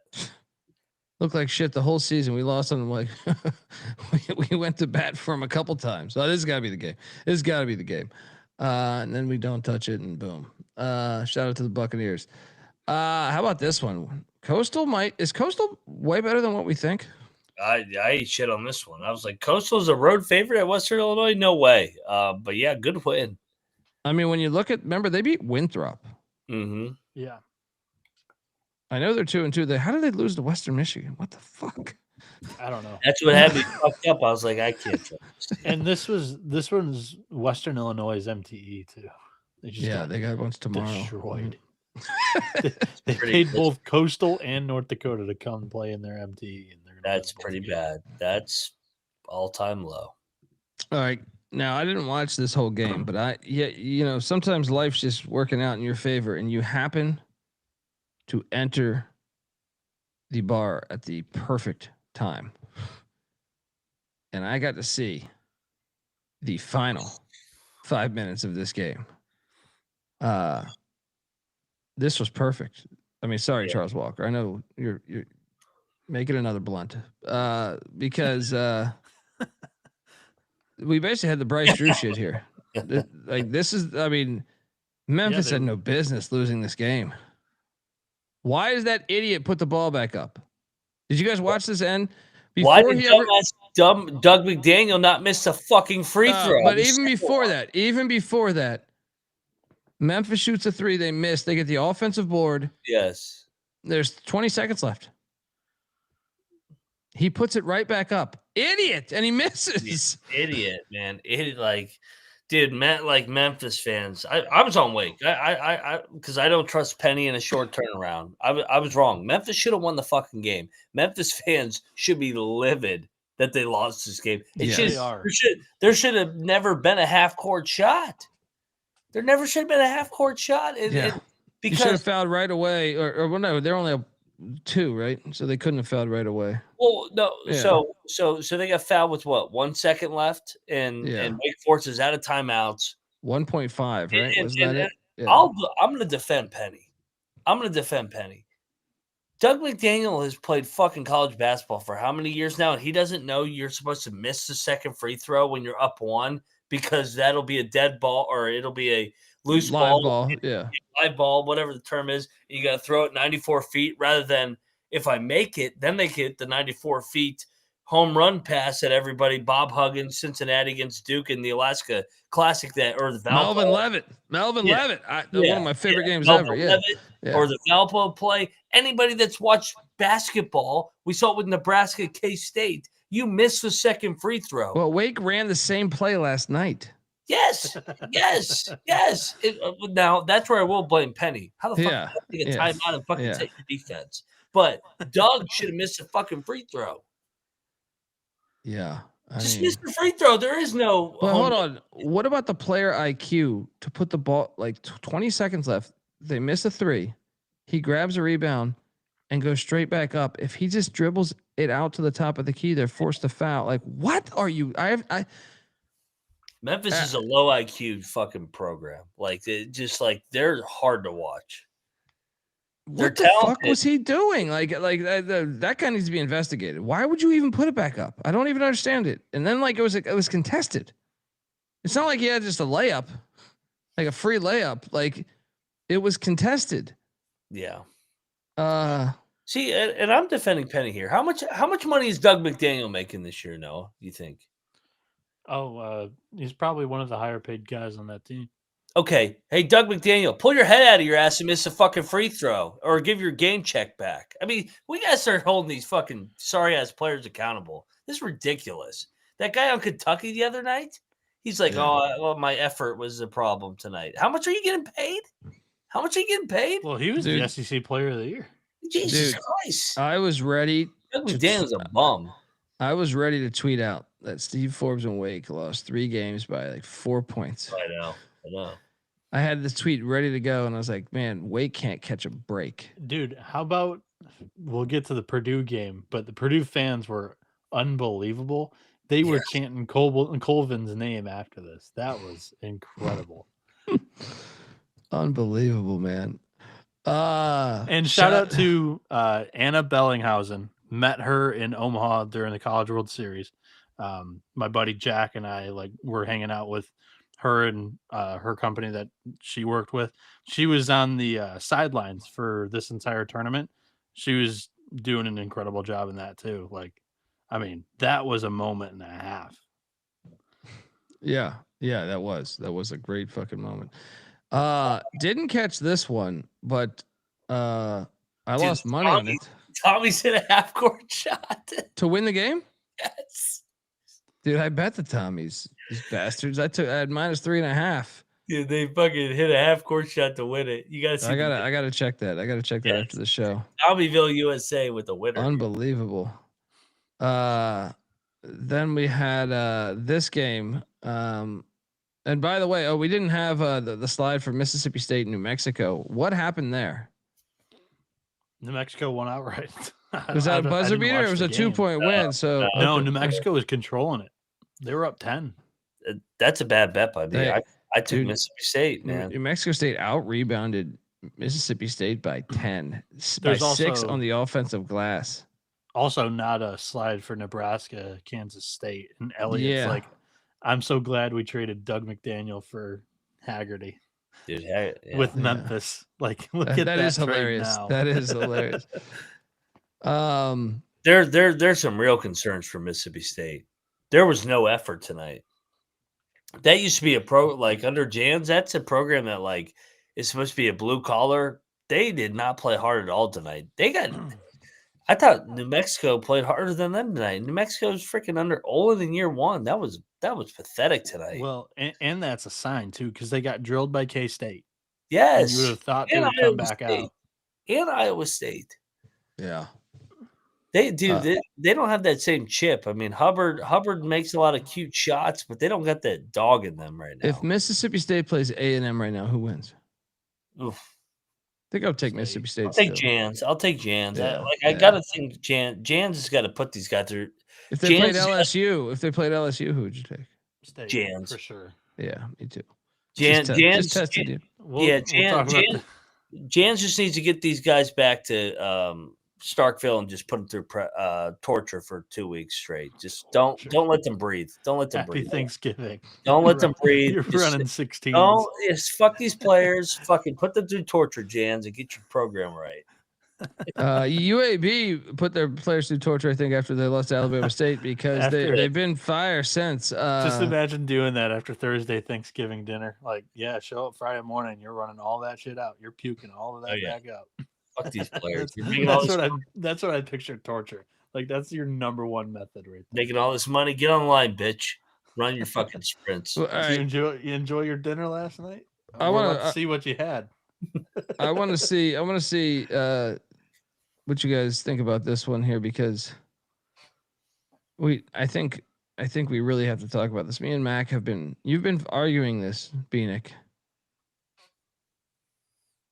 He's got to be fired, right? Oh my God! What is going on? He's got to be fired. I picked the Huskies. I want it known that I was on the Huskies. But I'm just saying, I took the Huskies too. But you lose by fucking 20 to Northern Illinois. He's gonna get fired, dude. This is a different story. This is an assumed win game. I assume that you're beating a team that is full of skeletons. NIU is going to the Horizon League next year. Everybody from this team left after last season. Burno was a sitting dead head coach who was about to get fired at the end of the year because he's been there for I don't know how long, and he's let down after having some expectations. This was unbelievable. Now I kind of am. I still think that he probably should get another year. No fucking way, dude. They've lost all the steam. Sister Jean's dead, and so is this program. Group shouldn't ruin your entire career at a school. However, this was really bad. No, they cooked. Yeah. Cooked. You can't lose by 20 at home. Him and Sister G went out together. If Loyola fires him, listen, Mercyhurst in Northern Illinois at home. What? If Loyola fires him after one bad year in the A10, I'm gonna hex him. I'm gonna hex Loyola. You guys, you spoiled brats, private school pussies, expect to be a competitor in college basketball every single year because you had Porter Moser lead you there. Get out of here. Time out. Where's Valentine from? Where's Valentine from? State. Yeah. Why am I defending him? I don't know. He's a Michigan guy. He likes the state of Michigan. Bieniek acts like he didn't have a 10-21 season 2 years ago. That was their first year in the A10. Whatever. And his first year as a head coach ever. Bro, you don't get like you're losing to Northern Illinois by 20. You don't get like a wedge year, a learning year, a learning. Who's even the coach in Northern Illinois? And I know every coach. Rashawn Burno. I said it 10 seconds ago. Who's Burno? He's going to get fired after this year. And he's winning by 20. I know. He deserves to be fired, in my opinion. When you lose NIU didn't invest in this roster at all, and they just went in and won at Loyola. That's unbelievable. Fucking hilarious. Next up, we had the Jaspers. They did not cover. Texas A&M finally looked like the buckyball we thought. I don't know what to put into it because it was the Jaspers, but they won by 41, I think. All right. Anyone bet this? No. Actually, we took Manhattan. Buckyball. I did too. IPFW got drilled by St. Louis by 31. Good God. St. Louis is a buzzsaw. Dude, I was like, Fort Wayne's getting 20 against fucking St. Louis. Like, this is a sleepy spot. Nope. And the undefeated LSU Tigers continue to roll, but they did not cover because they did cover. They won by 26. They won by 26. They always cover the bye games. This was a tough one. This was a fringe one for me. I think Mac went in on it. So Markel Sutton, the star of Omaha's team last year, they had love for him. Mac, do you see this? They gave him the tournament ring before the game. That's why I bet Omaha. I thought they were gonna butter him up and fucking get like and be live on the money line. No.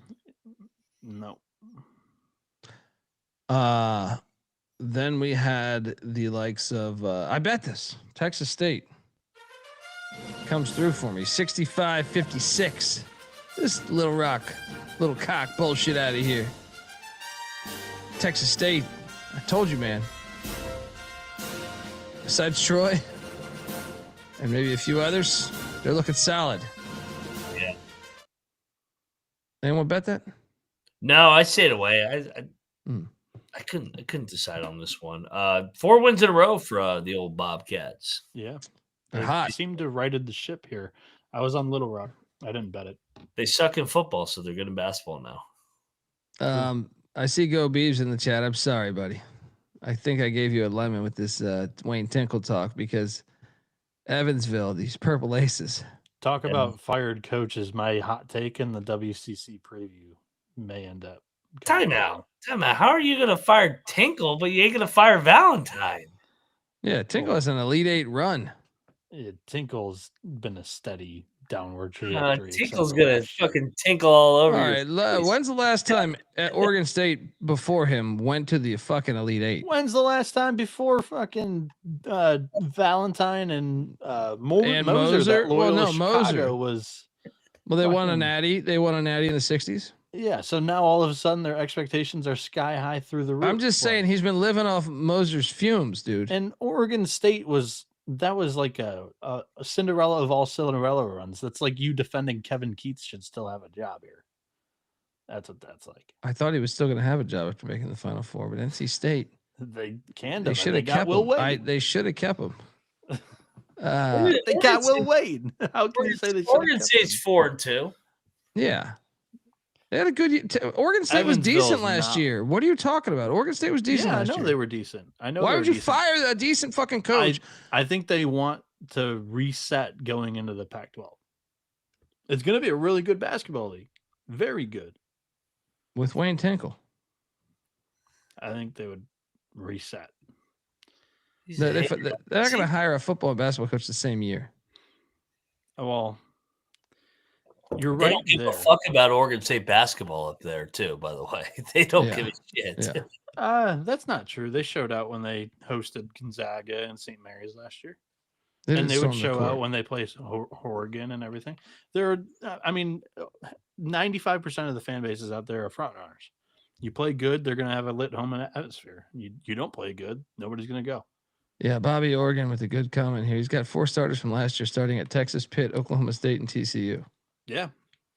How's that on Tinkle? We saw it with what's his name? Lucas No, went to I'm Nevada. not saying it's not on. Lucas went to Nevada. The leading scorer after Lucas went to Texas. I didn't say right? it was on Yeah. Tinkle. I never said that was on Tinkle. I just think that I said in the preseason that I think the administration wants to reset when they enter the Pac-12. Oh, fuck their administration. They're one of They didn't spend Yeah. anything on this roster this year. Their administration is the reason why there is no Pac-12. One of the reasons, right? I mean, their school president was a fucking moron.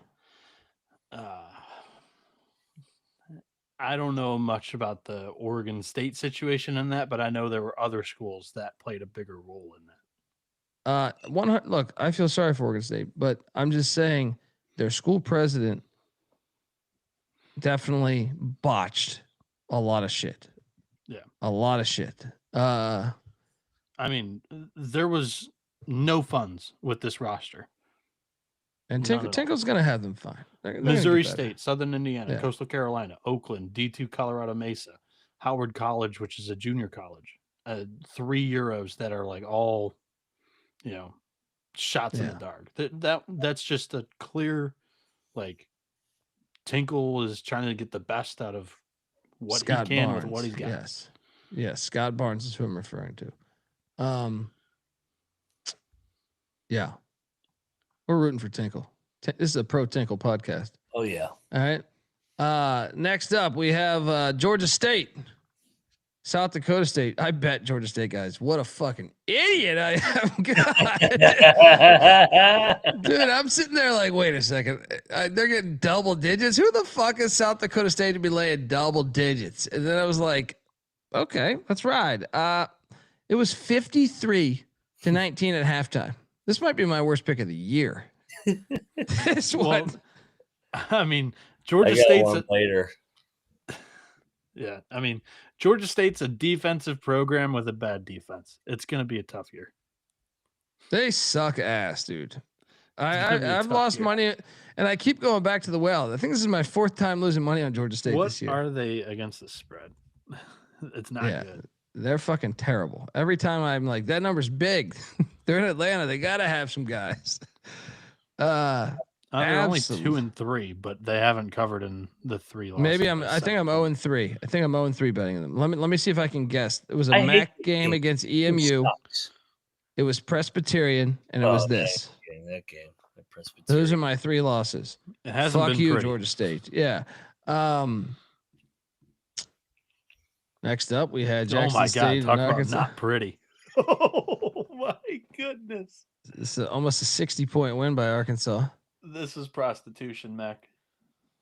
Mm. Ridiculous. Should have Dude. bet it one game late.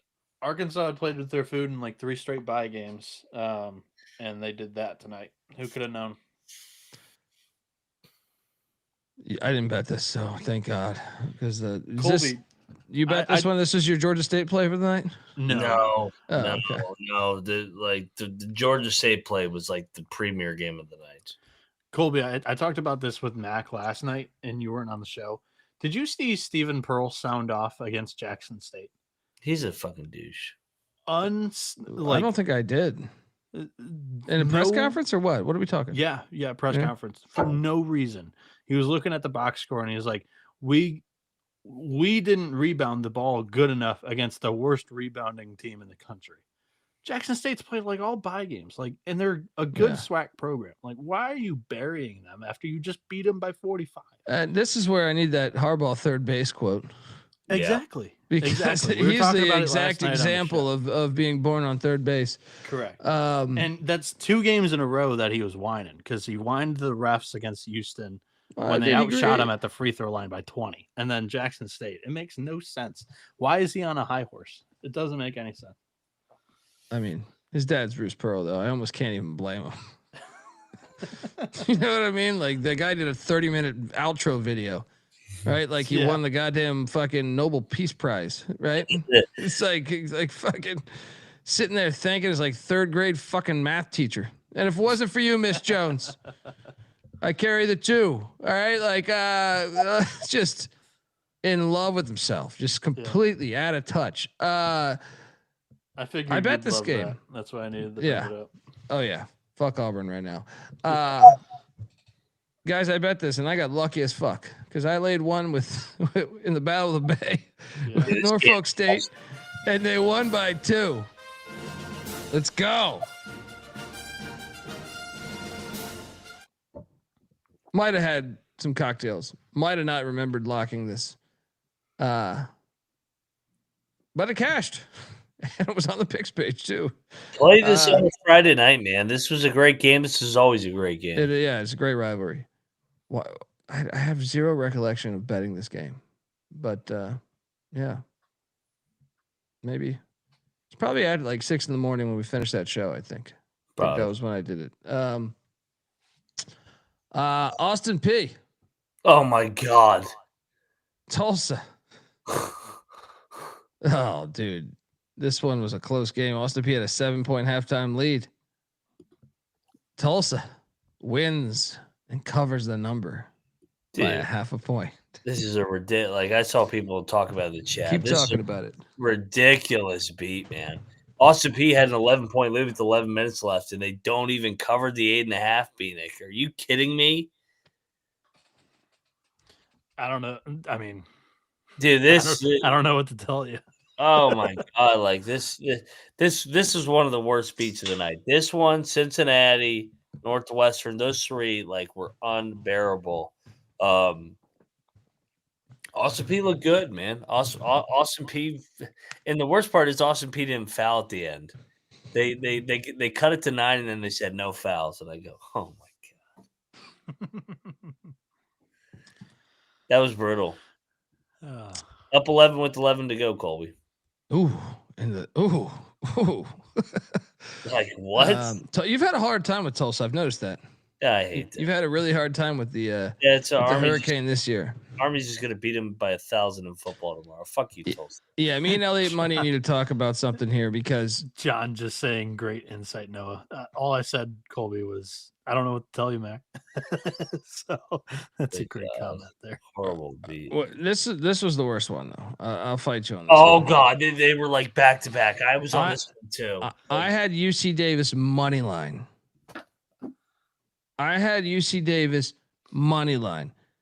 Just to refresh your memory, folks, UC Davis, I want to say had a 1-point lead at 7-8 minute mark. Yes, they lose by 16. They were up 4 with 10 to go. Oh my God. We're getting 15 and a half. Like what?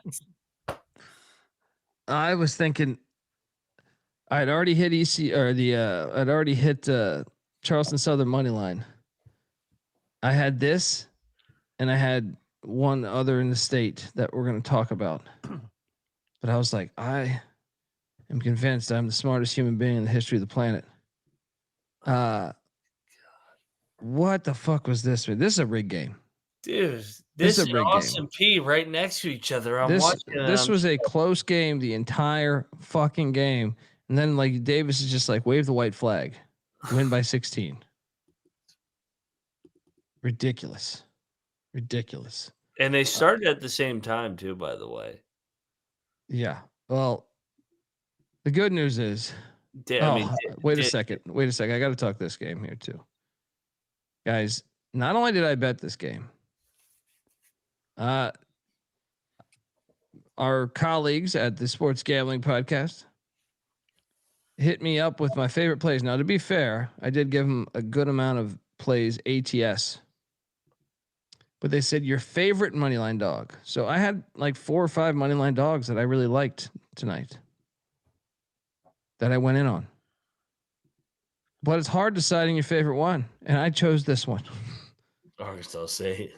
I gave them this one as this my isn't favorite. Even one of them that you texted us last night either. Well, dude, it's out at the. It's like at the time you think of it, it's very hard to say which one you like more, especially like when you don't have the games really in front of you. Like, you know, I was driving and I'm just like, yeah, what is my favorite game? I was like, I think Arkansas State. Yeah, it was pretty. They've been making fun of me for the past couple hours, saying great money line call. Because Arkansas State lost by like 50. So that's why Sean liked my tweet. He's like, "Oh, this guy had a good money line call tonight." Yes. I'm sure they're going to address it on the show. 31-point loss. We'll talk about it because you got a money line cash coming up here. But like, we've been unbelievable to start the year. I like, hit on fucking Southern at all. I hit on Charleston Southern too. Yeah. But this game, what the fuck was this, guys? Is SMU? Butler should have beat SMU the other night. That's why I was like, no way SMU is going to continue to play at that high of a level. I didn't have this one on the radar. I didn't have a 31-point win on the radar. No. Did you, Mac? No. I bet Arkansas State. I ate shit on this one. I started eating shit at this part of the night. Like, oof. I mean, fucking brutal. Arkansas State just pushed OK State to the brink, didn't they? Am I crazy? Wasn't that like a close game? Do you guys remember that? Arkansas State? Yeah. No, that was USF. No. Who did Arkansas State play that they pushed to the brink? Was it USF? Played somebody close. Even USF. Yeah. St. Mary's. St. Mary's. St. Mary's. Yes. Yeah. St. Mary's. And they didn't get blown out, which is definitely a feather in their cap. And then to deliver this. Yeah. This fucking lemon. Unbelievable. May God have mercy on their souls. Just an unbelievable. I can't believe this outcome here. Anyway, Colby is requesting a soundbite here. Oh yeah. I mean, for that one, that one deserves like 5 of them. You can't win. I kept like refreshing my screen. I was like, okay, they're down 12. They can make a run. And I refresh and they're down 16. Okay, they can still make a run. It's early. I refresh. They're down 24. And I'm like, what the fuck is... They can cover. It switches to that. There. All right, well, I at least covered the fucking number. Then it's like, look back at 35. They're down fucking 35. Like, oh man, brutal. But the best part about life and why you should never end it is there's always another bet. There's always another bet that you got going out there. And I texted you boys this last night. The fucking Denver Pioneers. Yeah, the Denver Pioneers. The Denver Pioneers. In-state battle heading into Fort Collins. 83 season tickets, baby. 83 81. They get it done. I mean, this has got to be. Bieniek, I'm curious what you would classify as game ball number 1. But tell me, you guys sprinkled the money line. Please tell me you guys listened to my text last night I didn't join you. I took Denver. The previous night, I don't know if you remember this, but they were playing UTSA, and my napkin had Denver as like a 4-point dog, and they were getting, or maybe it was a favorite. They were like a 2-point favorite, and they were given 3.5. And I was like, I'm really high on this team, but this number seems kind of high. So I was like, I don't know how well I have it calibrated, but I will jump in. And then we lost money on UTSA. So then when my napkin spit out 18.5 on the dot, I'm like, I am pretty on Denver right now. I'll just take the points. And then they go out and fucking do this. That's unbelievable. Bergstrand has been unbelievable so far at Denver. Pulling off a win against Colorado State. I think they beat Seattle. And then they competed with Washington. Like, incredible start to the season for the Pios. I mean, you guys are lucky I was not on the show last night because I would have talked you into that shit. Mac, you went with it, right? Please tell me you went with Yes. it. Okay. I was on the Pioneers. I actually think that might be our best pick of the whole fucking year. Yeah. I locked it up. It said sprinkle some on the Yeah. money line. Yeah. I mean, you were getting a Colorado State team that was overvalued at the point, and also altitude not gonna fuck with Denver. Yeah, and Denver is actually the more experienced team. It Yeah. was just their little brother. Yep. It's their Super Bowl. I was on it. This is a free fucking show, folks. Riverside. What the hell is this, by the way? I don't know. Right when I started to buy in the Lavin too. I considered locking Lavin, and then I stayed away. I said he's got to show me again. Thankfully, because beware of Lavin. Lavin will Lavin. Riverside by 14 in La Jolla. I did cash this, but I will admit I did not watch any of this, but I did get notified by one of our colleagues that Pepperdine got absolutely fucked in this game. Can anybody enlighten me on what happened here? I didn't. Was What's that that? the colleague Bowser? No. Oh, I thought he's the Pepperdine guy. No, one of our friends. I can't burn him right now, but let's just say, Bieniek, you know him, Mac, you know him, but it's someone that you can trust their credibility on basketball. They might have let you some news yesterday. Last year, on a certain thing that we broke to the college basketball world. I get you. A colleague? Yeah, no, I will. Las Vegas. Steven, there was a story involving a bus last year. Yeah. I wasn't sure he was a colleague. But yeah, I know who you're talking about now. Everybody's a colleague. So what happened? Did anyone catch Mac? Did you catch this? I didn't catch the screw job, but I know Stephen F was down the majority of the game. Well, I cashed because I had Stephen F. Austin, but Hey, so finally I got some luck after that bullshit fucking Austin P and Cal Poly shit. Yeah, everyone's saying Pepperdine should have won. We know someone that was definitely irate about this. Who covers? Was he out there too? I know he was traveling. He yeah. I'll tell you more later. Gotcha. Well, shout out to Stephen F. Austin for cashing, even if it is for these filthy refs. Get a Refs or Terrorists t-shirt in the SGPN store. They're available. Next up, we had Northwestern State and Grand Canyon. Dude, thank God I didn't bet this. I thought about I had this loaded. Much like I said, you know how you pick your best plays, they go up in the right side of the screen when you're betting on DK or something. I had this one loaded with Grand Canyon, and thank God I backed off this one because Northwestern State covers. Is Grand Canyon just phony this year or what? Yeah, I might have been really wrong on them in the preseason here. Yeah, Rick Cabrera had him ready to go tonight. Yeah, I don't know what I'm making of Grand Canyon right now. Yeah. I did Grand cash Canyon, on this one. I don't think was ever covering that either. Yeah, I don't think so either. I took Xavier in the 10. Oh, they should have won outright. Yeah. I missed it. I was driving, even though. Speaking of should have won, Xavier.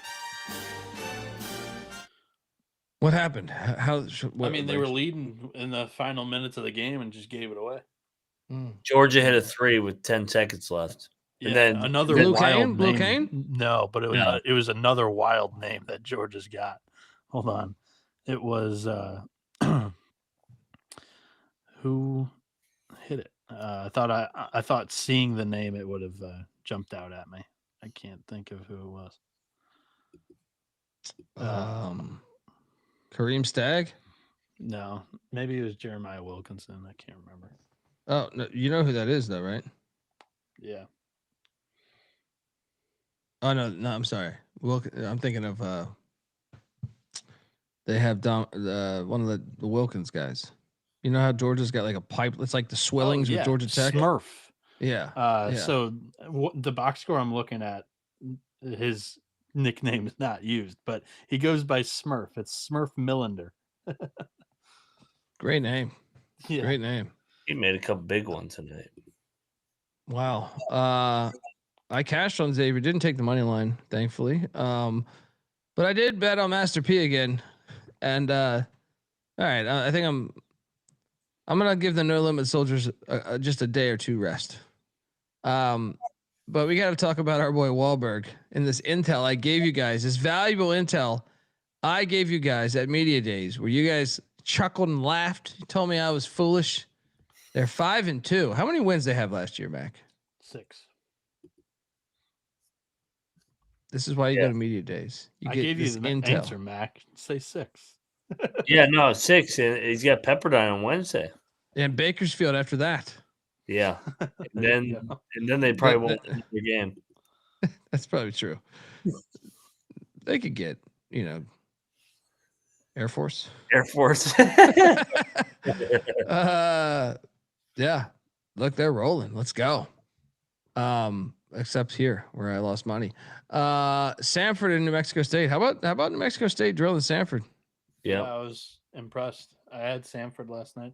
Didn't bet it, but I was like, I like Stanford. New Mexico State with Mudge, man. Yeah. Yeah. Or who? Sorry. Shout out to Feels Bad Man 23. I know he's an Auburn fan. We were just sitting there bombing on Auburn. It takes a decent person to hear that and stay on the show. Last night he said he agreed with us. Oh, he hates Stephen Pearl. Okay. Yeah, and I agree that no reason Fresno shouldn't have a decent program. We are on the same page there. Okay, well, we got to talk about this because I watched none of this. But what the hell happened here, dude? There was a murder. Texas Tech goes 4.5 minutes scoreless.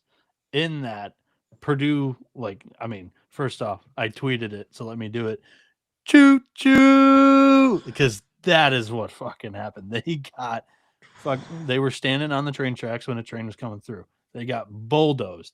Purdue was unbelievable defensively, and then were able to turn that into transition points. Braden Smith wasn't even on the floor for the beginning of the onslaught. It was Omer Meyer, dude. He, first off, is he's from some small country internationally. It's more well known for religion. I can't think of the fucking country now, but he's pretty damn good. He's like 6'4", 6'5", and he's kind of built too. He doesn't look like a freshman, but I think his age actually is a freshman. He's damn good as a shot creator. He started this whole run. Texas Tech tried calling a timeout in the middle of this too, and they couldn't stop it. The entire building was just going, and it was a snowball effect. Purdue looked as advertised as the number 1 team in the country tonight. They looked pretty damn good. And that is Noah Petiti. Noah Petiti's 2 minutes. That's what we give. We get right there. As advertised, the number 1 team in the they did. I didn't watch the game, but good God, I didn't think that would happen. Mac, your thoughts? I mean, I sprinkled Texas Tech to win the tournament. Shout out to me. I talked myself into Texas Tech money line tonight. Worst call of the year. Dude, they were dead. I mean, I know they had a first half lead midway through, but Purdue's good. Purdue's good. And this is why I was so hesitant last night, Noah, because I saw the crowd the night before, and I'm like, this is not going to be a neutral site. Like, this is fucking all Purdue fans. And once they got momentum, man, there was no turning back. And Texas Tech's got some issues they got to figure out. I know Toppin's really good, but they gotta check some egos. They got some guys I think they're better than they are. Yeah, so I trust McCasland to get those guys ready to go for Big 12 play. But dude, Purdue's So good. Purdue And had they're good in the non-con, man. This is like 4 straight years they did this. Yeah.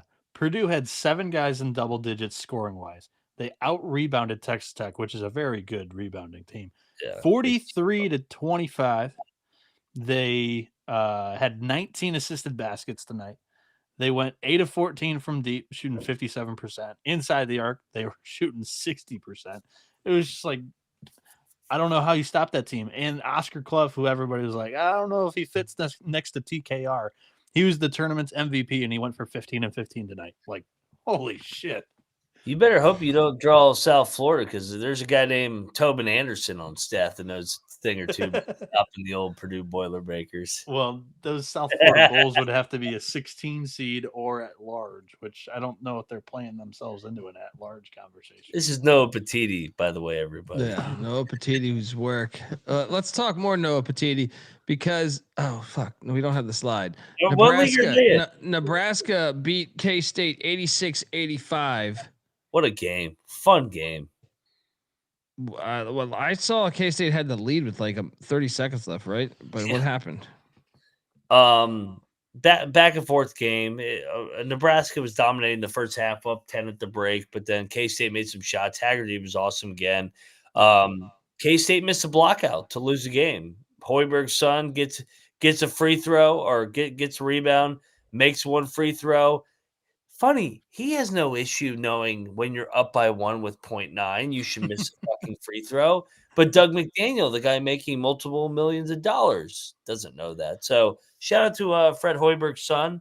Great win, Nebraska. Fun game. That was a fun Big 12 matchup too in Kansas City. I mean, it was a fun atmosphere. This duo of Rink Mast, who is a big who can step out and shoot it and gives them tremendous spacing. And then Price Sanford, who was not even on my radar, is like, I thought he was the redheaded kid out of the whole Sanford family, but they have another one, dude. This kid is another like piss you off white dude that just drains threes and plays in your face defense like the other two Sanfords. Nebraska looked good tonight. I was actually more impressed with K-State because my biggest question with Tang recently, these last 3 years, is just, can they be consistent?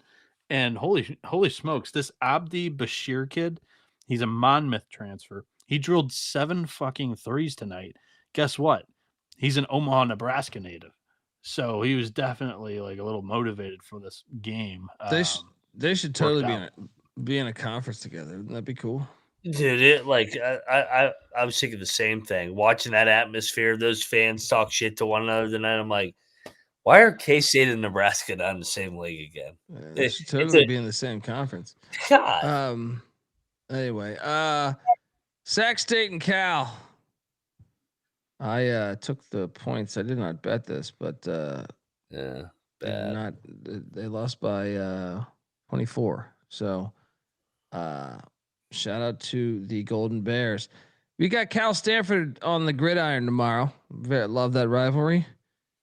On basketball, Cal won the Friday night slate because they won, and Stanford did not. And what kills me here, guys, and I know I say this for a lot, but there were like 4 or 5 fringe games, I feel like, each night that I consider betting. Yeah. I really thought about Seattle. Now, I didn't think about the money line. I just thought Seattle was the right play. I just didn't bet it, and I'm fucking disappointed in myself. Because they won outright by 8. What a great fucking win for these Redbirds. Mac, your thoughts? It really is a great win. I mean, maybe a look ahead to the football game tomorrow.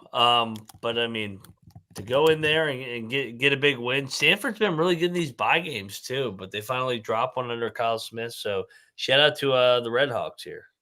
Yeah. Bieniek, your thoughts? Last night we were talking about it a little bit, how we couldn't really recollect a lot of mid majors beating high majors. And that's just because of the scheduling, that a lot of these solid mid majors haven't been able to get opportunities against high major teams. Well, Seattle's one that returned their entire backcourt of 3 seniors from last year, and look what happened. They knocked off a Stanford team and Kyle Smith, who I think is an excellent coach. And when you go up against these solid mid majors, it's definitely dangerous. But if you play the tomato cans every night, you can just go through the motions and beat them by 30. Yeah, I want to touch on that a little bit. ESPN Insights tweeted out this: ranked men's college basketball teams are 85-0 versus unranked teams this season. That is the longest win streak by ranked teams against unranked opponents at any point in a season in the history of the AP poll. Okay. Means nothing to me.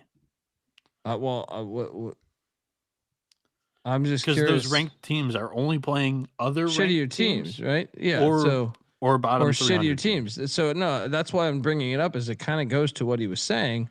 Yeah. What's my guy's name again? The clip Caputo. we made. Chris Caputo. Yeah. Kind of goes to exactly what he was saying. Yeah, for sure. But they're flexing. ESPN. Go figure. I thought that was so cheap. out of touch. Yeah, cheap, low hanging fruit. They did it the day after Caputo said all that. I thought it was out of touch. No, I wasn't bringing it up for the shock value. I was bringing it up because of the just. No, I'm not blaming you. The connect. I'm connecting it to what we said the night before. Yeah, I'm not blaming you at all. Okay. Portland and Cal State Fullerton. I want this pilot. They drilled Fullerton by 18 points. It's a matter of national security. It was a matter of national security for these pilots. Fullerton's terrible again. Yeah. That's something I think we need to note. Who's the worst team in California? Because I think I was kind of convinced it was going to be Bakersfield this year, but I think Fullerton and Riverside are making bids. Fullerton. For no, not Riverside. Riverside is one big team, I know. right? Well, before tonight, I thought, like, I was having this thought yesterday of like, is it? I thought it was going to be Bakersfield. Is it Riverside? Is it? So yeah, you're right. It's not Riverside. I think it's Fullerton, right? Yeah. I bet Portland, by the way, against Fullerton, just because I didn't think they would win like that, but we got home. Anyone care to speak on that, on these pilots? No, I'm researching something. Okay. While you've been speaking. Next slide. So I'm ready to. I think a week ago I gave out a future doing the recap stuff on St. Mary's to win the WCC. Player of the year bet right now over at Caesars, you can get PJ Haggerty at 80-1.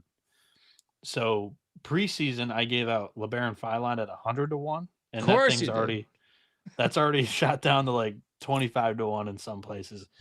PJ Haggerty right now, if you look at just strictly computer rankings and of all the players based off of player of the year voting on KenPom right now, he's 6th, and he's about 60th in the betting odds right now. I think over there at Caesars that needs to get hammered down. 80-1. Go get you some value and root for PJ Haggerty to keep stuffing these stat sheets, because some of these lines are fucking insane. Yeah, no, he is killing it. Next up, Louisiana and Santa Clara did battle. Santa Clara won by 57. Good. 37. Lord. I'm sorry, 37. Yeah. I look. I could have been talked into betting Louisiana last night, so I'm glad I was not on the show. Yeah, Jesus Christ. They got ambushed. I was on Santa Clara. There we go. Good God, the Raging Cajuns are trash. Montana State stuck it to Long Beach. I was thinking Long Beach was the play here. I didn't bet it, but I was considering it because I just thought, why is this line so short? It's at home at the Pyramid, but no. Shout out to Montana State. They got it done. Yeah, That game is going to feed families, by the way. I did cash this I right bet, here. I bet Montana State too. So that was my last win sorry. of the night. Sorry about that. On the Bobs. Bieniek cashed on Montana State.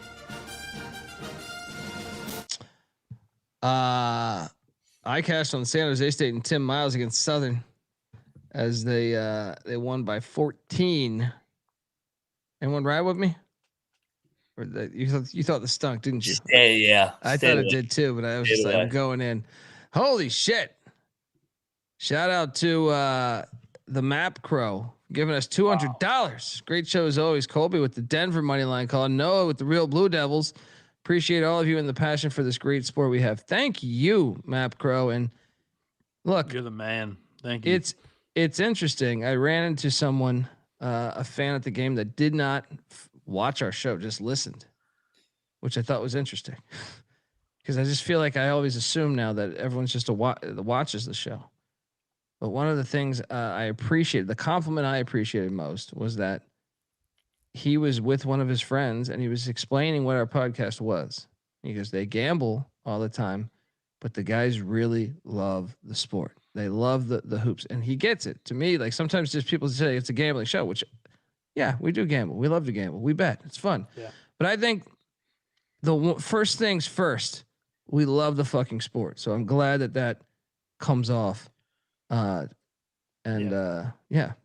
Shout out to Map Pro. What's up? When we went to Las Vegas for the first time is when my attitude and approach to the show changed, because when we were able to meet fans and everything and like their dialogue with those guys, like you learn kind of what they really enjoy out of it. But also I've always had like a tough time at like describing what we do. And we took so many Ubers and stuff with Kramer and Sean and you, and just the way that you guys were able to describe it was, it's an entertainment sports gambling show. Like, but it's like entertainment first. And that becomes like the love of the sport. We're able to have fun and be able to talk about all these teams too. So I lump that in the entertainment for sure.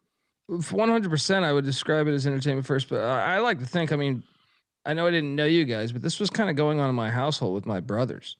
Yeah. Like, I mean, growing up, like we're just always, arguing, talking shit, calling you a gap tooth pile of shit. My brothers were calling me that, you know what I mean? So it's just like, that's part of the fun of it. But man, watching the games today too, man, I love this thing. That's why I think we're so passionate in our stance for whether it's neutral site games or whether I love it. I don't know where I would be without sports, like football and basketball specifically.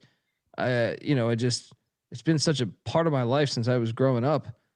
I've watched since I can remember. I'm the youngest in my family, so it's like it just was there nonstop. No matter what the fuck you're going through in life, I can still bet San Jose State -4.5. Boom. Or even if you don't have money, you can still get to enjoy it.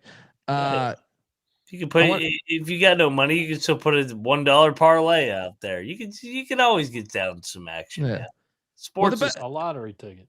Yeah, but the best part about this though is you can't really cheat it. If you love it, you don't cheat it. Yeah. You know what I mean? Also, like, what's that? If you only had $5 and you put it on a Central Connecticut 10-1, or you put it on a Denver at 18-1 or whatever the hell it was, it's $100. Yeah. Exactly. And then we give you that too. But I mean, even if you don't, we've gotten some fans before that don't even gamble, that just like listen to the show because of our passion for the sport, which is, that means a lot to me too, because that's when I came up with this concept of the show. Before I even knew these guys, I just wanted to do that. I wanted to be able to talk about the games that no one else. As someone that went to ECU, I was like, okay, there's a lot of cool games out there that no one talks about. You know what I mean? And and the big ones too. I love the big ones just as much as I love the small ones. So, this anyway, Go Beavs chat got me to laugh Out loud. Kobe's crazy. He goes, Mac Go knows Beavs his does shit about crack me college up. basketball Yeah. too. Mac picks UMass all the time knowing he's going to lose. I had the That's in discipline football today. even more. Yeah. I had the discipline not to pick UMass today. Discipline. That should count as a win, honestly. I didn't lock UMass. I go, That should count. That should count as a I win. don't know if I was like my pride will not pick. You know against- what it was? Is you hit on UConn football this week, and I think that Yeah. finally got over all your bad juju with them. And also, Colby, one other thing too is like this live chat has made it so much more fun because 100%. I know you were doing it a hell of a lot more than Mac and I without a live chat, but with it, these guys make it so Yeah. much more fun. 100%. Half the time, they are 100%. the entertainment for us. Yeah. Yeah, I mean, connections. It's great to know that people like the sport just like us. I mean, I figured there would be people out there like that, but to actually connect with them, because when I first started the show, there was no live chat, and you're just talking. You just sound like you're talking to yourself. I mean, I was doing this thing. I mean, yeah, I had Nick and Patty C on, but most of these nights it was just me solo. Yeah,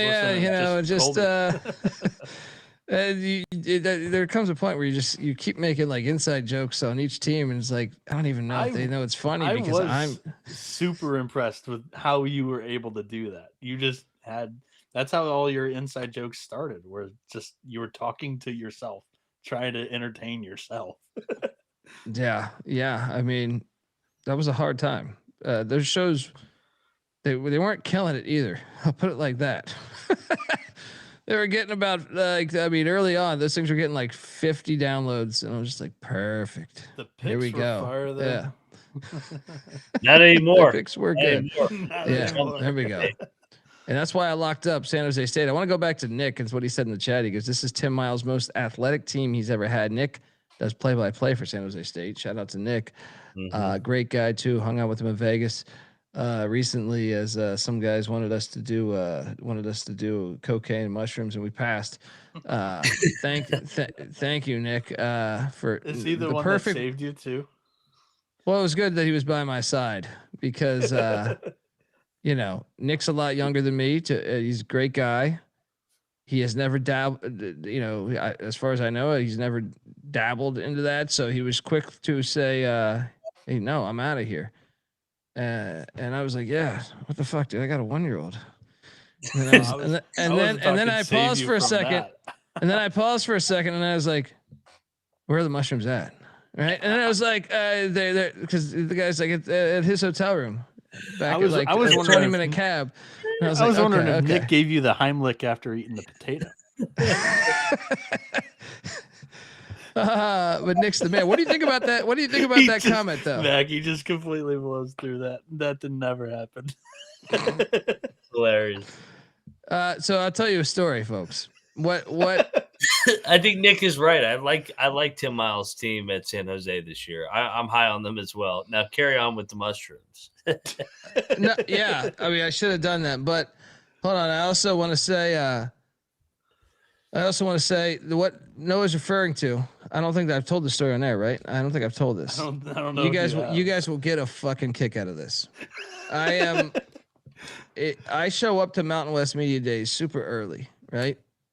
Which is not like me normally, by the way, right? But I'm there so fucking early that only me and like 5 coaches are eating breakfast, and like I come up. I didn't sit with them because they're all like in their coaching fraternity talking about shit. Brian Dutcher's there and Eric Olin, and it's 4 coaches: Brian Dutcher, Eric Olin.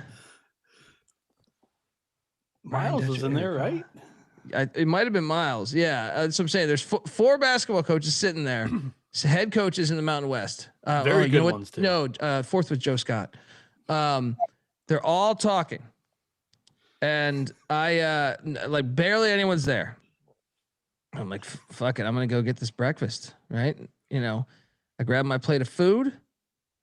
I grab a apple juice where it has it's a twist, but it has that plastic strap where like you take off the top and then you have that plastic thing you gotta pull back, right? And I start eating. I'm at a table all by myself because, like I said, no one's there. And I take 1 bite or 2 bites of potatoes, like home fries with peppers, which I love peppers. I can handle heat. But I was not anticipating to swallow the potato. It just kind of shot down my fucking throat. No homo there. But instantly I realize I am choking, right? I am choking and I go, I'm trying to be cool. I pull out my I got the apple juice right there. And I go to open the apple juice and I pull back the little, I got the lid off and then I'm pulling back the thing, right? And that shit, the whole thing goes, but the thing stays on it. So I have no way to get liquid to get the fucking potato down my throat. So then, but remember, like, I'm so early that they've barely put out the breakfast. Like, there's still like half of it is not out yet. So I stand, I'm like, right? I'm just like, oh fuck, this potato, I'm choking on this potato, right? And these coaches are right next to me. They don't even they're not even noticing that I'm dying over here.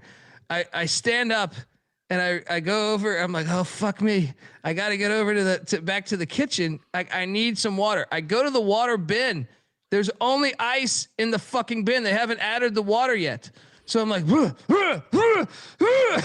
like, and I'm sitting there and I'm like, oh fuck. And I just see decaf coffee, a hot bin of this shit. I'm just like, all right, yeah, I'm going to burn the fuck out of my mouth, but I need to breathe. Right. So I just grab decaf coffee and just shoot this shit back, hot as fuck. And I'm just like, and I can breathe again. And I can't believe these bastards did not notice me choking for like fucking 3 minutes. Dutch is sitting over there talking about he got like a house up at some lake.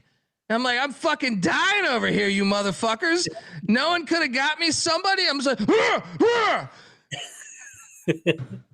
and I thought I was never going to be. Well, he wasn't there yet at the time, but I'm saying, I honestly thought they were never going to invite me back ever again. So it was like, I almost didn't want them to notice, but then I was also like, but if I die here, this is going to be very terrible. So I think I'd rather live on. Dundee dies by potato. So, yeah, that's what happened there at Mountain West Media Days. They probably to go beach, but they're like, who's that guy on mushrooms? Oh boy. That was tough, man. My eyes, when you start choking too, your eyes get super watery. Yes. I had so much water in my fucking eyes the next like 10 minutes. I was just sitting there and I didn't even go back for that breakfast. I was like, fuck you, plate of food. Right. Just, that was a rough start to the day. Feels bad, man. Because if I die, I want to die at Mountain West Media Day while Brian Dutch is talking about his portfolio. I'm just wondering if they really noticed and they're just like, we don't like that dude, right? Like, because it was, I find it hard to believe they did not notice. There's like 5 people in a room that could seat 100, and it's one guy's going, like, you know what I mean? Like, come on, guys, where's your fucking awareness? Hilarious. Anyway, oh, so fucking funny. Hit on San Jose State and Nick. I don't think I told you that story. But yeah. Anyway, shout out to San Jose State. Next up, Cal Baptist and Grambling. That's what we do here on the College Basketball Experience. Perfect game analysis for San Jose State. Grambling, nice cover. Yeah. Grambling. Was this a cover for Grambling? I got a bad number then. No, they didn't cover. I thought it was 14.5. Oh, if you get no, it did close at 14.5 actually. So okay. Damn, yeah, 3 points movement there. The chat's cracking me up here. Presbyterian, UCLA won by 40. I bet Presbyterian, and of course, the time I go to bet Presbyterian, Mac, of course, did they get killed? I can't get this Presbyterian team right in basketball. UCLA all over the place. Yeah. North. He goes, the looks I'm getting at work laughing. That's great. I'm telling you, man, I almost died at Mountain West Media Days. I'll tell you, that's a true story. And that's the final year of the Mountain West. So it would have been like Bill Walton when he went out for the Pac-12. The Mountain You know what I West mean? Like he still died. is continuing. Yeah, it's gonna be some bullshit that you're throwing in. I mean, look, some of the cool iteration. schools. Yeah. So, I mean, look, I still love the Mountain West, and I do like the UTEP get. It's just some of the other ones. Like, well, actually, I like Hawaii in there too, but Northern Illinois. What are we doing here? I understand you got to do what you got to do to stay alive, but you know, not really excited about seeing Northern Illinois and Hawaii playing a conference game. Yeah. Very Big Ten, very Noah Petiti-ish. Anyway, game balls, guys. What are we doing here? Fuck, there's so many candidates. All right, so Colby will go Denver. I'll go Central Connecticut State. Mac up. You guys went dog, dude. I'm going Purdue. Like, well, of course you are, because you lost by 40. Yeah, like when I know it's not a money line. I mean, it would have paid out a nice money line dog if you just alt lined it minus 25.5. Dude, Purdue was unbelievable tonight. You beat Texas Tech like that, you get a game ball. Yeah. And look, if you're gonna do that, then I gotta give my worst play of the night. Game ball to South Dakota State for winning by 50 against Georgia State. What? They're all staples. How's this even possible? Hilarious. Georgia State gets athletes. They're not the greatest athletes, but I'm saying they get more athletic guys than South Dakota State. How the fuck this happen? So since we're doing game balls for picks and takes that we completely have ate shit on so far through 3 weeks of the season, I'll take you to Northern Illinois as they de-pants Loyola Chicago. That's a great game ball. That's a great game ball. Yeah. What was that? All right. I'll be back for the picks. I got to piss. And then for my final game ball, I will go. I'm gonna go to New Mexico. Eric Olin, the guy who saw me choking and did nothing. Yeah. Right. Exactly. He said, "Fuck that Pick Dundee prick. I got to beat Mississippi State and Chris Jans. Let's go." That's a fucking hell of a win. That is a great win. Yeah. All right, folks. We will get to our picks next, but before we do that, I do want to let you know that the college basketball experience is brought to you by Rhythm. Yes, Rhythm is crushing it in college hoops and college football. Rhythm threw us a great college hoops March Madness party at the Circa last year. I did not choke on any potatoes there. And if I was, I'm sure they would have rescued me. Look, they're killing it. They even got NFL and NBA. Rhythm's also giving away weekly cash prizes just for tracking your bets in the app. Track 5 bets of the same type from any model that you build, and you could win $1,000. Use the promo code SGPN25 when you download the Rhythm app for 25% off your first month. Download Rhythm. That's RITHMM. Promo code SGPN25. All right. Mean Gene. Fun times. Yeah, let me load the slides. Let me get this Presbyterian bullshit out of here. Fuck the blue hose. We got thank God they didn't load this up with like a 70 game slate. Oh, by the way, load up the odds because I didn't have lines for like half these fucking games when I made this. NJIT, we have technology in New Jersey coming to Annapolis. 13.5 points. I mean, am I foolish to think we should take the 13.5 points here and lock this fucking thing up? Who the fuck? They don't have the Admiral anymore. David Robinson's gone. 13.5. You're probably right. I mean, NJIT got destroyed the other night while Navy was hanging with North Carolina. Yeah. I got to go in. Look, I know that the technology in New Jersey hasn't been great, but at the same time, they did beat Navy last year by 5. 18-point swing, 18.5 point swing in a year. What? Yeah. What are we missing here? You Well, in, Mac?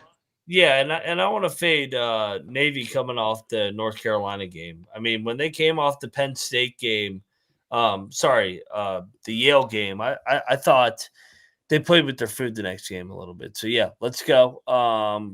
Give me NJIT. They just got embarrassed. Lock it up. They've already won a bye game or two on the road. So let's go. NJIT. Lock it up. Double lock on NJIT. Bieniek, triple lock with technology? I'm going to pass. I'm going to take the points. No bet. This is the best team that NJIT's played this season, believe it or not. Whoa. Very disrespectful to my Greyhounds of Loyola, Maryland there. Next up, we have Wagner catching 23.5. Where's this game at? Capital One Arena. Why would they do this to themselves? Why is this game there? What is this? Why would you not play this on campus? Who makes these decisions? Lock up Wagner. What is Wagner's enrollment? What is Wagner's enrollment right now? Can you Google that? What is Wagner's enrollment? You got Georgetown coming off the Clemson win. They got an MTE on deck. Florida. Yep, Florida on deck. Not Florida Gators, but yeah. Yeah, come on, Wagner. Get me that enrollment. Someone in the chat. Tell me what their enrollment at Wagner is. I'm just curious because why would you play it at such a big arena? Yeah, stupid. It's just, I mean, I know it's in Staten Island, but I'm just saying, like, it's still, I don't think that many people go there. Wagner right? College, approximately 2,000 undergraduates. That's what I'm saying. This game makes no sense. I'll take the points. Remember last time we took Wagner at UMBC? They should have won on the money line. Dude, let's go. Lock. Let's go. I'll take Wagner. I'm not putting money on it. Double lock. We got bets on New Jersey Technology and Wagner. What a great Saturday card. How's your college football Saturday going? Yeah, I'm sweating out Wagner. Robert. Fairfield is taking on Lemoyne. Fairfield laying 1.5. What is this phony number? I don't trust They're telling you Lemoyne's going to win this game. Yeah, they're probably right. You don't just walk into Ted Grant Court and push the Dolphin around. I'll take Lemoyne, no bet. I will take Lemoyne as well. Lemoyne's been better at home compared to the road. So I just looked. They didn't play last year. Give me Lemoyne, no bet. Bieniek. Whoops. Was not trying to do that.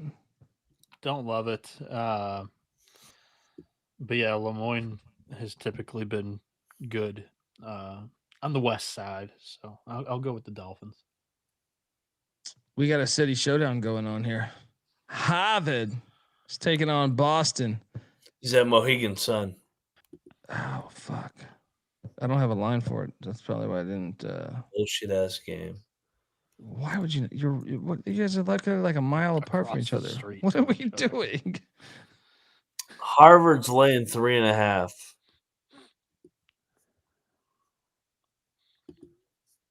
I'll take Boston money line. Dude, give me. I mean, will Harvard have a crack? This is going on at the same time as Harvard Yale for an FCS playoff berth. I'm not even sure if either team's going to have a huge presence there. No one's going to be here. The friends and family. That's it. I'll take Boston money line. Actually, friends, family, and Providence fans, along with Penn State fans. Yeah, that's the second leg. I will. I'll lock up Boston. Here's your site. Moneyline McIntosh. Locking up the Terriers. Moneyline. Terriers. Bieniek, you're not locking Harvard, correct? No. Okay. Yeah, I'm just taking Boston. I'm not going to lock it. Fucking Connecticut. You know what I mean? Yeah. Take the points. Fucked up court. NC Central Let's take it on the Dayton Flyers. 28.5, huh? Oh God. How much money have I lost on Central this year? Dayton has that look ahead. They play Georgetown next in the Florida MTE. I can't bet this because UD Arena has the potential to lose. I'm taking 1000%. Central. I'm taking Central, but I'm not going to bet it. Mac? Points, no bet. It should be a sleepy spot, but I'm not betting on it to be a sleepy spot. 28.5, by the way. The slide's wrong. It should be a sleepy spot because Dayton just won against Marquette. I know. It's a huge sandwich, but yeah, I mean, I'll lay it with Dayton. No bet. What's Central off of? They just had a 120-point splattering over a 91. Dude, I mean, it should be the fucking spot for Central, right, Colby? It should be. Colby's just ready to talk about the next game. It should be. Oh, God. Next up, do you boys want to make some money or what? Because the fucking Long Island Sharks are heading into Champaign. Hey, Champagne's always been a pussy drink in my day. All right, even on New Year's, you're doing fucking champagne. Well, you're probably going to have some pussy. I'll tell you that. You're probably going to have a slice of pussy in your face. But let me tell you, these Sharks and Rod Strickland, he used to play for the fucking, for the DePaul Blue Demon bullshit. He knows Chicago. He knows the outskirts of Chicago and all the useless cities they have outside of Chicago, like Champaign, Illinois.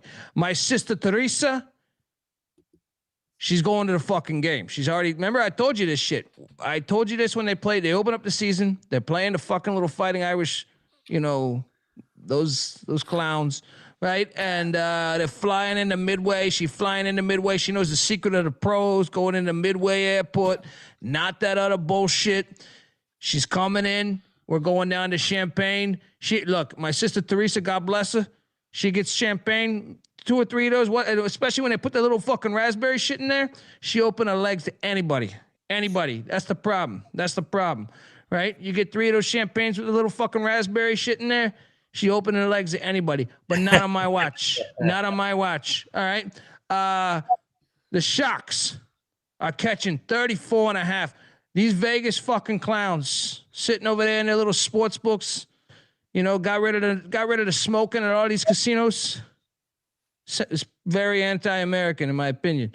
But let me tell you this. These Sharks, 34.5, disrespectful to an NBA great as Rod Strickland is. We're coming in there. We're swimming with this is a classic USA. This is a fucking USA against fucking Europe thing. Who caught who in World War II? They calling us, please, can you come over here and help us? And boom, we show up. Party's over. Fucking party's over. That's what's gonna happen here in your little bullshit Champagne town with your goddamn what the fuck mimosas? I know Mac liked to admit he liked the mimosa bullshit, the fucking Bellinis. I don't even know what a fucking Bellini is, but I know the Bellini bullshit. I guarantee you he was down with Mussolini, and we saw what happened to that fucking prick. Okay, boom, Long Island covering the 34.5. Lock it up. If you see my sister Teresa, just go light on the champagne. Light on the champagne. In Champagne. Tell me you guys are battling. No, I'm not going to battle. I will say the sorority girls do love the fucking nice champagne. So I like a little mimosa action on a little Saturday brunch spot watching the Long Island Sharks. Give me the points so bad. I'm not betting this game. I'll root for it. And for the record, your pizza is fucking bullshit. It's goddamn. You're basically having my sister Teresa's casserole. You're basically having my sister Teresa's casserole when you have that fucking shit. But I'll tell you this: we'll meet at the Green Mill. You know the Green Mill. We'll have a few drinks there. Head over to Dicka's for a classic steakhouse. All right, for a classic. It's not Luger's, but it's Ditka's. All right, Bieniek, what are we doing here? This is a lock battle. Illinois is going to destroy Long Island in this game. They beat the crap out of these non-major bye games. I mean, plus you're getting Illinois off a home loss to Alabama. Underwood's going to get after the guys in the off days. Underwood sounds a little phony to me if you break you it down. Think this Baltic 5 knows who the hell Rod Strickland is? Baltic 5 bullshit. The only one that you even have a chance that knows who Rod Strickland is Stojakovic. Other than that, no Baltic. shot. Baltic bullshit. I play Monopoly. All right, I play that bullshit. This is Park Place, motherfucker. Rod Strickland. Not this Baltic bullshit. All right? Place. We're setting up casinos on Park Place. And you're sprinkling this European bullshit? Get out of here. Battle. You guys have fun with your battle. I'll be there drinking the champagne, watching the game. Your goddamn mimosas. On me. Fucking ladies. This McIntyre character drinking like a goddamn broad. All right, with his little fucking mimosas. Can you put a fucking raspberry in it? That's what he said at Vegas. We were at the fucking Circa. He ordered a mimosa. I'm sitting there, having a man drink. And he says, I want a mimosa, and can you put 2 raspberries in it? This type of bullshit. He says this in Morgantown. No way. He had to get this in abroad from Morgantown. Rumplemint's in Morgantown. Rumplemint's fire. Unbelievable. Fucking going with the Europeans. You're going to lose, and you're going to lose big, just like in World War II. All right, all these little fucking Europeans, Churchill this, Churchill that, picking up the phone. Bullshit. All right, all of it's bullshit. Boom. We got a battle. Dundee on America and the American dream. Bieniek on the European Bellini bullshit.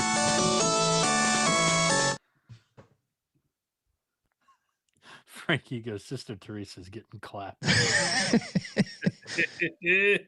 The fucking Sharks are swimming. See ya, Dickers. No fucking Bellinis or, they're just classic cocktail. Mike Dick will punch you in the face. You order a fucking Bellini at one of his spots. The Nazis of Nichols are taking on Oklahoma State. Speaking of World War II, this line is not accurate. Why did I fuck this line up? Oklahoma State's laying 24.5. The over under at 157.5. I'll take the Nazis. I think they can stay within this number. I'll lock this up. Yeah. They're off. I mean, OK State's been playing some good basketball here, game after game. I mean, they just played their former assistant. They played A&M the game before that in South Florida. Yeah, give me the Nazis here. Another winless, but they're better than the records. Let's go. Hitler's going to cover tomorrow. Nazis covering the 24.5.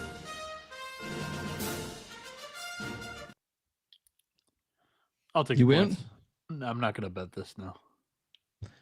This guy's. You should parlay your little European team with the Nazis. All right. Fucking. What did I say? John Rocket Jr. Central Michigan at Marquette. Oh God. Central Michigan is getting 23.5. I actually thought about betting Central Michigan when I saw this earlier. I am betting Central. Ass. Yeah. Yeah. Okay. I wanted to see what your guys' opinion was on this one because I was like, Marquette's got embarrassed, so I could see the logic, but I just don't like when he's laying big ass numbers. First off, this was an 8-point game last year. Yeah. And Central Michigan is good. Better, way better than they were last year. All right, let's go triple lock. They got Oklahoma next. Marquette does. Central coming off a loss, brutal fashion at home. And this is a get up spot up against a high major. I think they cover this. I think they lose probably by like 15, 20, but I think they cover the number. Yeah. Fade Shock is a big favorite. Let's go. Triple lock. Fire up chips. Fire up chips.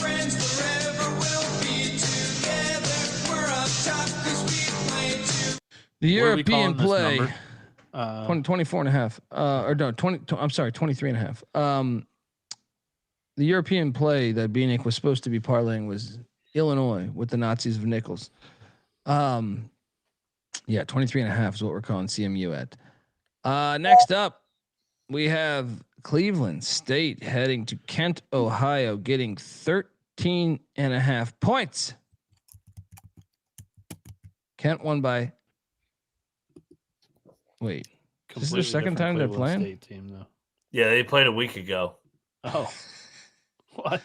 Yeah, literally a week ago. They won. Kent State won by 7. No way. What's the number? 13.5. Dude, we should bet Cleveland State. It's at Kent, but Yeah, where was the first matchup in Cleveland? I take it. Yeah, no, it was in the ballroom in West Virginia. It was in the ballroom. But since then, they've won against Wright State. They blew out Eastern Kentucky. They haven't had their letdown spot off the West Virginia trip. Yeah, I'll lock up Cleveland State. I mean, it's hard to beat a team twice. Say it's gonna come, huh? I'll go. I'll go. Like, I'm not talking about like letdown as in lose, but like letdown as in go through the motions, win by 7 or 8. Second game in 8 days. Yeah, give me Cleveland State. The Vikings. I'll jump on that. Double lock Cleveland State in the points. I'm laying it with Kent.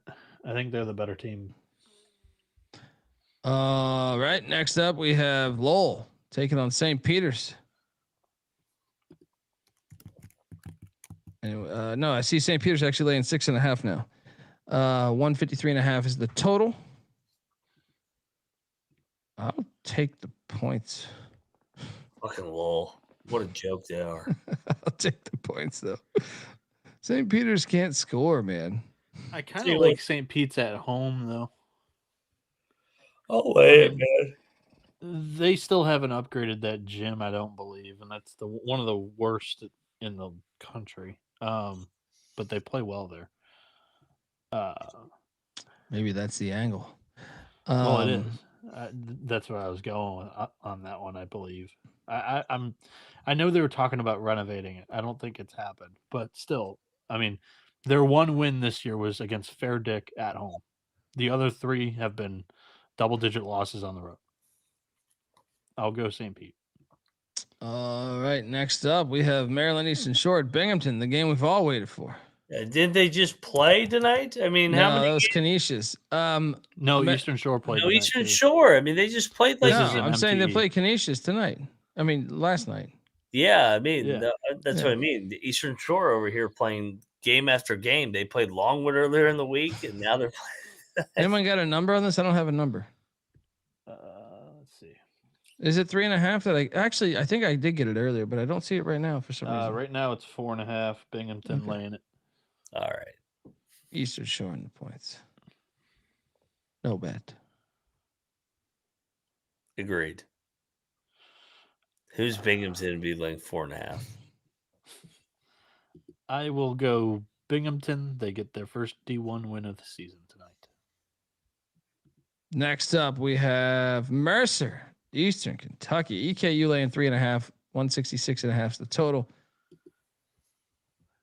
Tell me what I'm locking up Eastern Kentucky. Get this shit out of here. Give me Eastern Kentucky minus 3.5. We're 1-3. Come on. They're at home. They haven't beaten a D1 school yet. This is it. Mac? I mean, shit. What, 2 weeks ago we had Eastern Kentucky basically as a pick against Western Kentucky? Do we really think that Mercer's almost even with Western Kentucky? No way. Give me Eastern Kentucky. Lock it up. We'll buy low here. Yeah. Double lock on EKU. Triple lock, Bieniek? No, I'm not going to lock this one up. I've actually been impressed by Mercer so far. I know they got their doors blown off by Winthrop, but I thought them smoking Lipscomb and hanging with Tennessee was impressive. I'm buying into Ryan Ritter and the bunch. I'll take the points. No lock. I think it'll be a great game. Frank and Gottlieb, two epic coaching matchup. Yep. Noah, who do you think is the better coach? The podcaster. Well, Frank's the better broadcaster. We know that. Who's the better coach? The podcaster. Is that what you said the first time? I heard broadcasting. Yeah, I said I said podcaster, but What's the line on this one? I don't know. I can't. I got nothing here. It's not out yet, right? Probably not. This is what I'm saying. We got to have the books open because there's a bunch of these coming down the line here. Yeah, on Ken Palm right now, UMass is laying 7. Lay it. The number's 7.5 out there in the ether. If that's the number, I'll lock that. They win by 11. Yeah. I watched Green Bay today. They're a jump shooting team. UMass chokes them out from a physicality standpoint. No one's got a line though, so this is a hypothetical. No, 7.5 is a line. It's out there for real? Yeah. No, yeah. Okay. Yeah, let's go in. Frank over Gottlieb. All right. Double lock on the Minutemen. You in, Mac? I mean, Bieniek? Jesus. I'm going to take Green Bay. They've had 2 good games in a row for Green Bay. Noah Bieniek trying to get under Big 12 Max skin. They lost in overtime to Minnesota, and they lost by 6 to Yale. No, 24 hours of prep. Both of those 2 teams are better than UMass. I don't know if Minnesota. Do you think he did prep for Yale and Minnesota? You think his prep worked?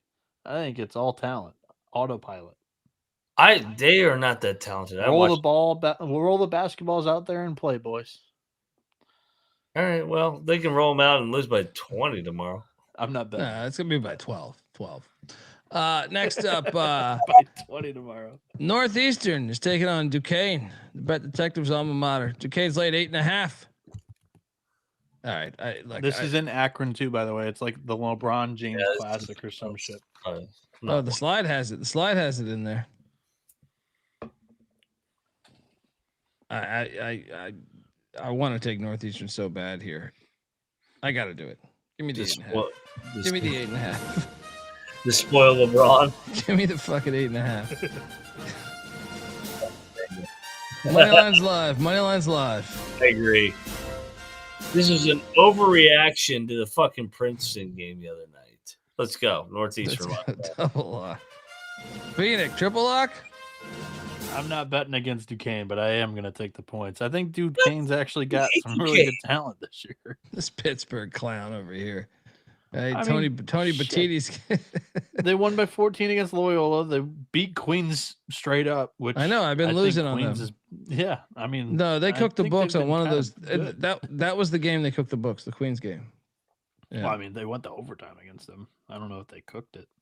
Shout out to Robert Martin, who said the Akrons were the very first AA meeting happened in 1935. No shit. No wonder that fucking fun. Yeah, Robert Martin, brother. It's been a minute, brother. Good to see you, man. I seen you in the comments like after the episodes dropped. Yeah. He was in here earlier saying like first time catching you alive this year. That's our guy, man. That's our guy. Hope you're good, brother. I hope you're good, Robert Martin. No wonder Akron, Ohio sucks. Yeah. Sobriety. Yeah. The whole state of Ohio sucks. There you go. There's Bieniek. Penn State, Providence. Providence is laying 3.5 in Mohegan Sun. Lock. On Providence, right? Yeah. Now, I was alerted by Cousin Mush, who's a diehard Providence fan, that school is out. Everyone's home for Thanksgiving, so he doesn't think it's going to be that lit. Yeah, but it's off campus anyway. Yeah, I'm still doing it too. It's at the Mohegan Sun. That place was on it too. Fire. It was against Virginia Tech, and they went to overtime against Virginia Tech. That Virginia Tech team is miles better than this. Yeah, we covered this one on the SGP show, and I thought I have to continue to go in. I don't care who's there. Mac, what are you doing here? You guys are both locking Providence? Yeah. All right, I'll battle you. It's a fraud fan base. It's a fraud fucking program. Give me Mike Rhodes as a dog here. Laying points to Kim English. No, thank you. Give me Rhodes. We got a battle. Mac on the Nittany Lions, Bieniek, Dundee on these Friars.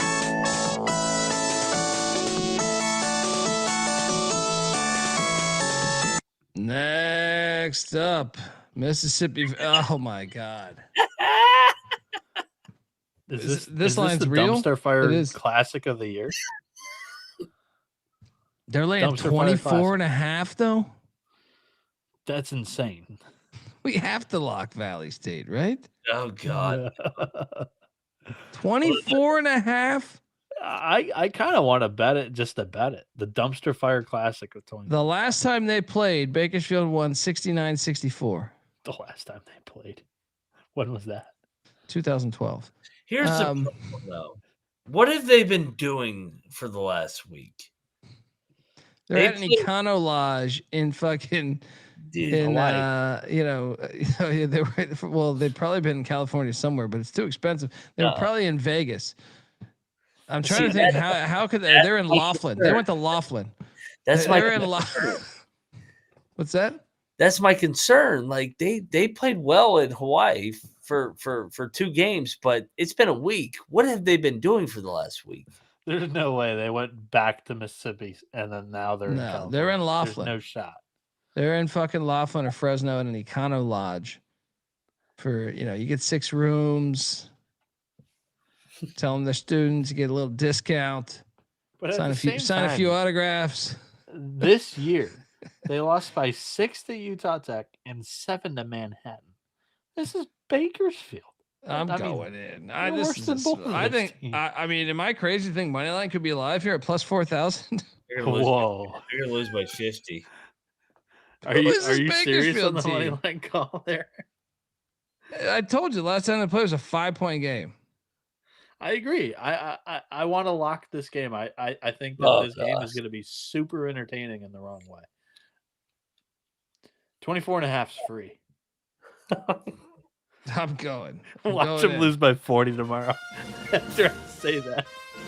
I am battling you guys. This is a trap. This is a trap. This is a trap. That blue cord is a trap. I've seen this. Dundee, Bieniek on the Delta Devils. Mac on these Roadrunners. Meep. Shout out to Colt, who will not take any Laughlin disrespect. Well, in the summer, it's better in the summer. In the winter. Whoa, what happened here? Being quit. Bakersfield hacked into his internet. Next up, we have North Alabama. Do I have to let him in? Oh, North Alabama is at Chattanooga. This is a good game.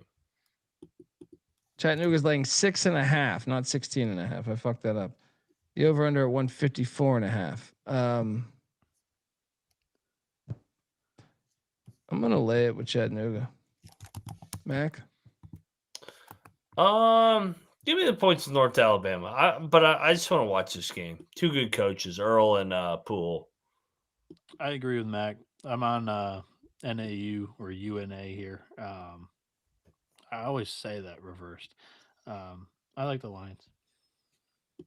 Next up, the Mexicans of UT Rio Grande are in Springfield, Missouri. Did you see that flood in their football stadium? Yes. Good Really? God. Put that on, search that on Twitter. That's ridiculous. Their fucking whole, what do I search? Missouri State flood. Okay. Missouri State, or what's the name of that stadium? Their football stadium is, Missouri State flood might work. Football stadium. What the fuck? It's like the tragic magic here for the Mexicans. Plaster Stadium, I think it is, or something like that. Blaster Stadium or Plaster Stadium. Get plastered at Mississippi State football. Yeah, I think it's called Plaster Stadium. Jerry Davis was Doc Bradley on the 2012 Mississippi Valley State. It's a waterfall in their lot. Yeah, it looks like Titanic or some shit. Missouri State's laying 2.5. We got to bet the Mexicans, right? I agree. Let's go. Let's go Rio Grande. Get up. It's a short little yapper, but plus 120. Give me the Mexicans. Let's go. Double lock. Bieniek, you in? Yeah, I think the wrong team's favored here. I'll lock it up with you guys. There we go. Doc Bradley talk. You know, a lot of people go to college for 7 years. Triple lock on these Mexicans.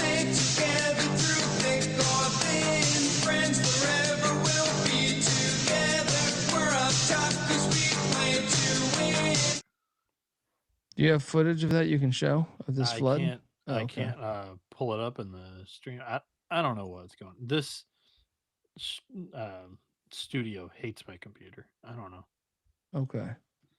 It's out there in the world universe. Yeah. Next Missouri up. State flood, and then you'll see it. Wait, did I skip one? Yeah, I did.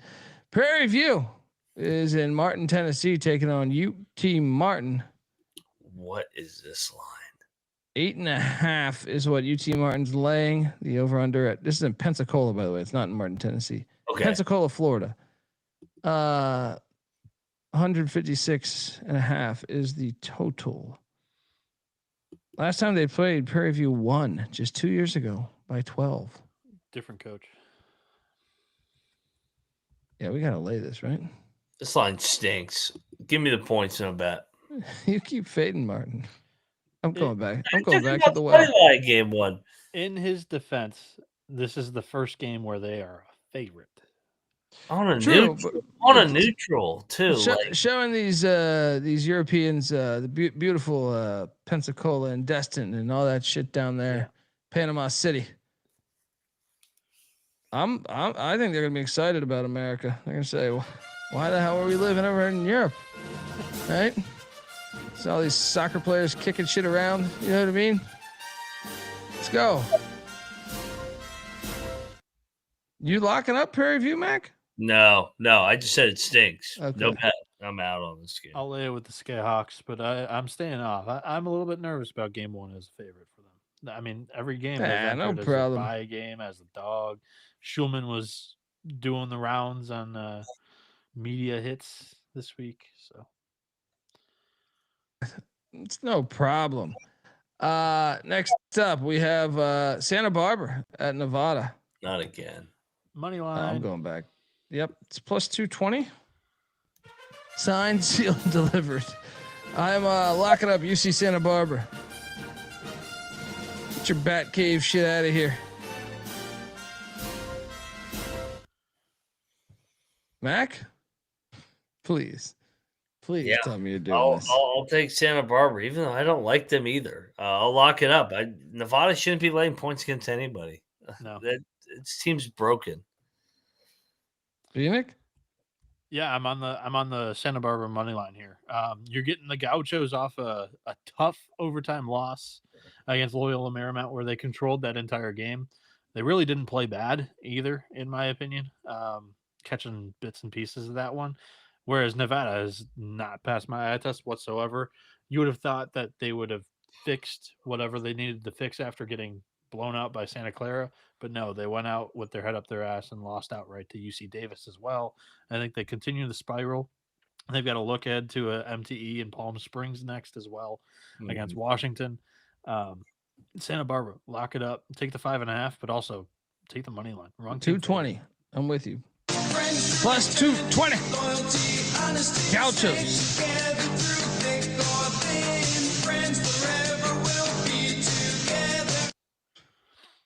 I had that one pinpointed. Next up, Western Carolina is in Nashville taking on Lipscomb. Lipscomb coming off of the Belmont game where they played tough. I'm gonna lock up Western Carolina. They're laying 2.5. I don't know if I said that or not. Or they're catching 2.5. I'm sorry. 2.5. Yeah. Give me the Cats plus 2.5. Mac? I am going to be on Western Carolina, no bet. It is Lipscomb's first D1 home game, no bet. Retweet what Max said. I like the Catamounts. I think they're the better team for the upcoming year, but Lipscomb finally playing at home. Next up, these Screaming Eagles. Then we got a line on this taking on UIC in Florida, of all places. Daytona Beach, baby. UIC opened at -10, but they're laying 6.5. A lot of money's come in on the Screaming Eagles. Gee, is there an injury? I have no data for their injuries. I'll lay it with Illinois, Chicago. No bet. Ante Something's- Bellion, a starter for UIC, only played 8 minutes last game. I'll lay it. No bet. No bet. No bet. Lay it. He starts, but he only plays like 20 minutes a game. Going through his logs. What are There you was doing one here? game where he played 5 minutes against Oregon State. I don't know. I'll take Southern Indiana. I don't like that, but I'm going to follow the money. That's crazy. The San Francisco Dons are at the Pentagon, taking on Minnesota. Dons are laying 2.5.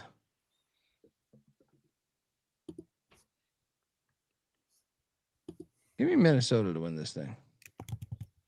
No bet. Will they have the crowd? Yes. Do they care that much? Yeah, Minnesota will have the Okay. crowd. You're getting a yes and a no, and you go, okay. What do you think? San Fran will have the crowd? I just don't think that Minnesota's going to really show up. I'll lock in Minnesota. It's football Saturday. Who do they got? They play early at Northwestern.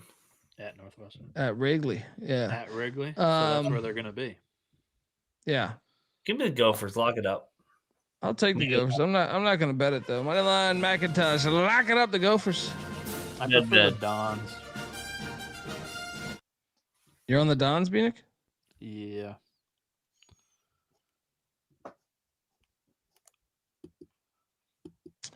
Cal State Fullerton's taking on the Tommies. Do we have a line on this? Tommies are laying 9.5. Oh god. It's dropped the point. They just want a half court shot. I'm not betting them. I'll lay it though. I'll lay it too. No I bet. will lay it as well. That's in Portland, Oregon, by the way. The chat is saying that Minnesota game's at the same time as the football game too. No, it's not. The Minnesota Northwestern game's at noon. Okay. I'm locked in. Minnesota Northwestern's in the Mac in the Box contest. Come on, I got this shit fucking. That's the first game of the day tomorrow. Next up, we have Iona. Any cheese come inside that box too, or is it just Mac in the box? Any cheese come inside the box, or is it just Mac in the box? There's Mac in the box. Okay. Iona, Oregon State. Bieniek, do we have a number on this? This is in the Virgin Islands, right? Both teams off a loss. We got Oregon State laying 5.5. No, wait, sorry, that was a line that laying 3. That was the opening line. I'll take the Beavs. I don't have a current line, but the opening line was 3 for Oregon State. Mac? I'll lock up Iona. Moneyline Mac, lock it up the Gales. Plus 3.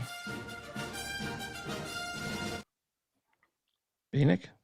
I'll take Iona, but I got fucking burned by them yesterday. I'll stay I think away. it's going to be a tough trip for Oregon State to the Virgin Islands. Next up, Milwaukee taking on Wichita State. Wichita State laying 10.5. Wichita's got to look good, right? Yeah, they are playing St. Mary's. Yeah, they're in the Bahamas next week against St. Mary's. Off of Boise. Yeah, I'll take Milwaukee in the points. Yeah. I could be talking to a bet here. Oh, Bart Lundy, as a dog here, I like it. Let's Milwaukee hasn't played in a week either. Yeah, let's go. Sprinkle the money line. Dare I? It's not a bad call. I didn't have this coming into the night as a money line play. Neither did I. I have another one. Well, I didn't even have this as a bet. Triple lock?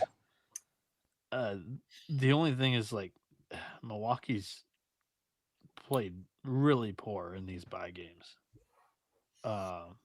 They did cover against Texas Tech, but I'll lock it. I'm gonna stay away from the money line.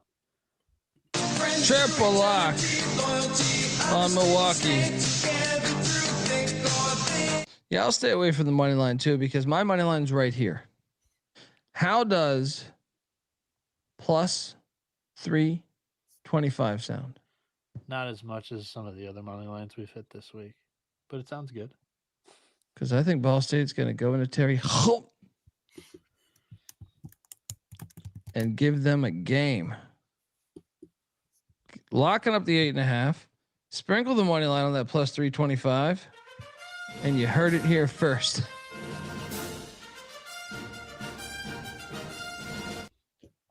Mac? I will co-sign. They just dropped a home game. Foxhole spot. Give me Ball State live on the money line. Plus 300, whatever it is. Yeah, 325. I'm seeing right now. Bieniek, triple lock? Yeah, I'll jump in with you guys. Ball State was a team this year that I kind of thought their transfer portal class of low major guys was solid. I think their backcourt has some talent. We haven't really seen that up until this point, but Indiana State's kind of a little bit of a train wreck as well. I'm not going to take the money line, but I'll jump in with the points with you guys. I came into tonight thinking like 3 money lines. I guess, I mean, like I'm not counting the Mexicans that were 2.5, but I had Northeastern, Santa Barbara, and this was the one I really had circled was Ball State. But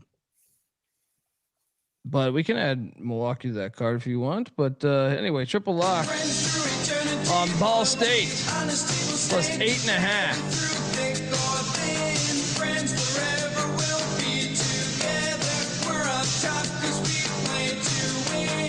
Next up, Gardner Webb is catching 21.5 at Richmond. I have to take the points.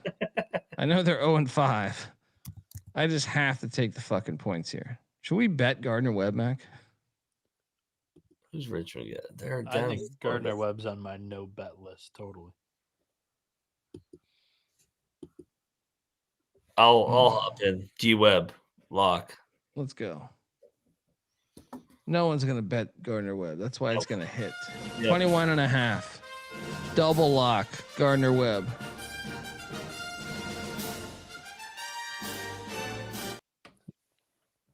I'll lay it with Richmond. Next up, VMI is taking on Stetson. VMI is laying 2.5 in DeLon, Florida. What a battle. The SoCon A-Sun Challenge continues. I'll lay it. What are you guys doing here? Actually, no, I'll take the points. What am I doing? VMI. Points. No, I have to take the points. Yeah. Who's VMI to lay points on the road? No. I'm on VMI too. All right, I need help on the lines here because I don't have anything for North Dakota taking on Coastal Carolina in Macomb, Illinois. I'm nervous about. Did you include the winners bracket games in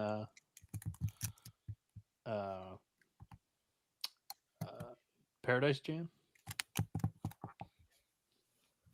What is that again? Coastal's laying 2.5. Yale, Akron, and then I don't see that on the slate right now. Charleston, Evansville. That's Sunday, right? Yeah, I think we've kind of gone past them. We just can't forget about those games. No, those games are on Sunday, dude. No. Yeah, they're on Sunday. They are. So Yeah. the losers bracket's playing today, and the winners bracket plays tomorrow. Yes. That's weird. Okay. My apologies. Sorry for doubting you. Coastal's laying 2.5. You're good, buddy. Give me North Dakota. I don't know. Coastal looks good this year, actually. Give me Coastal the more I think about it. Give me Coastal. No lock. Mac, what are you doing here? Coastal no bet. They already proved it tonight.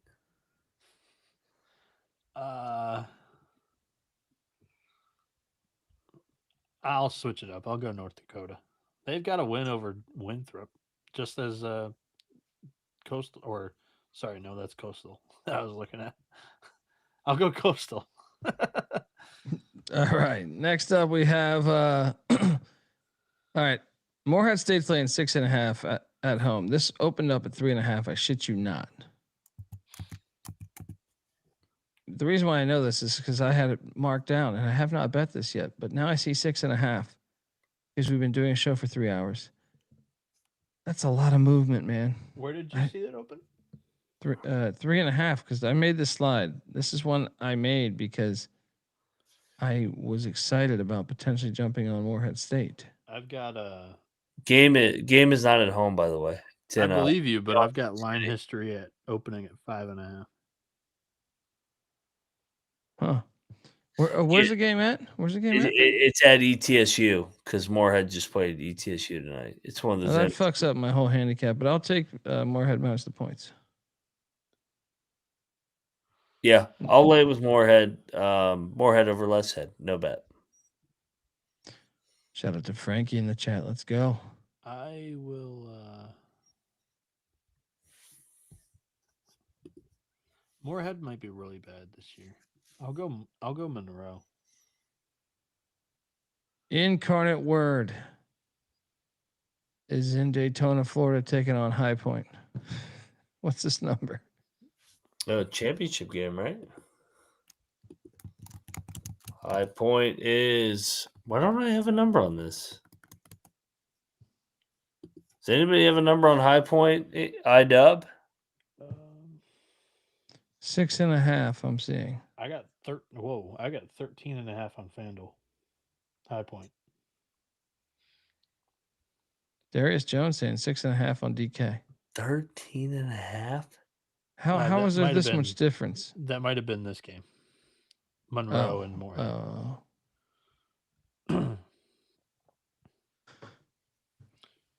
Yes, I've seen the 30 for 30 on the 5.5, 3.57. I don't really have thoughts on it right now. It's been a while since I've actually watched it. Chris Webber traveled. I'm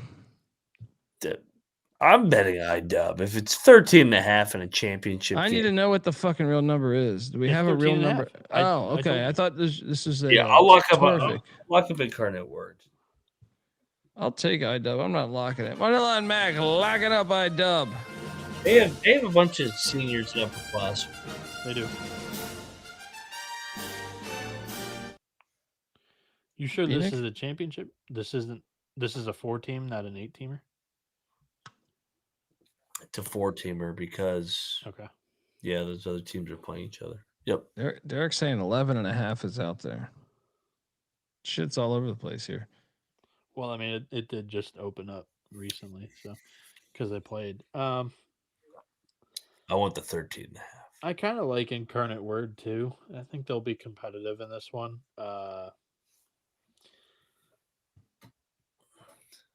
I will take the points. I don't love that though. High Point could blow them out. Coppin State's catching 32.5. I'm gonna lay it with VCU. Why is this a Saturday night game? What is this? Lay it. Thank God I'm not back in Richmond this weekend. What is this? Bieniek? I'm locking Coppin. Being dead ass. Like he's got Coppin State and Valley State as his plays. Coppin's covered this number in all but one of their 7 games or 6 games this year against D1 opponents. They've covered this number in all of them. VCU's heading to the Bahamas right after this game. They just lost that, dude. They haven't blown out their bye games by 30 in Wagner and St. Peter's. They've not. They're coming off the NC State game. Like, I think they'll run it up, but I think this finishes under 33. Bieniek. In Larry Stewart we trust, he says.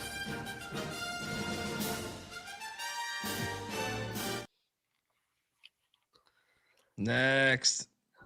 Southern Miss is taking on North Florida. The Ospreys. In Pensacola, Florida. And we got a number? Just looking at this one. Southern Miss laying 6.5. Yeah. I was hoping it was going to be 2.5. I was going to take Southern Miss. At this point, give me North Florida. Is this a home court or is this it's a Pensacola, so neutral site? Yeah, give me the points. Give me the points. That's half the handicap. Where are these games at? Moneyline Max sounds like this. Well, I don't get bring the head Colby. Bieniek, what are you doing here? Yeah. I'll go with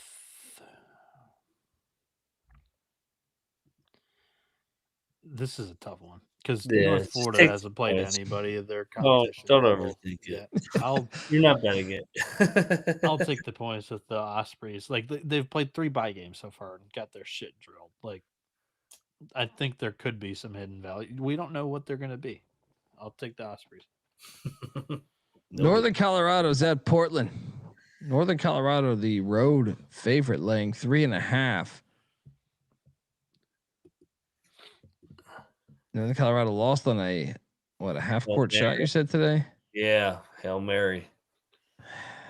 Did you watch that game, Mac? Huh? Did you watch some of that game?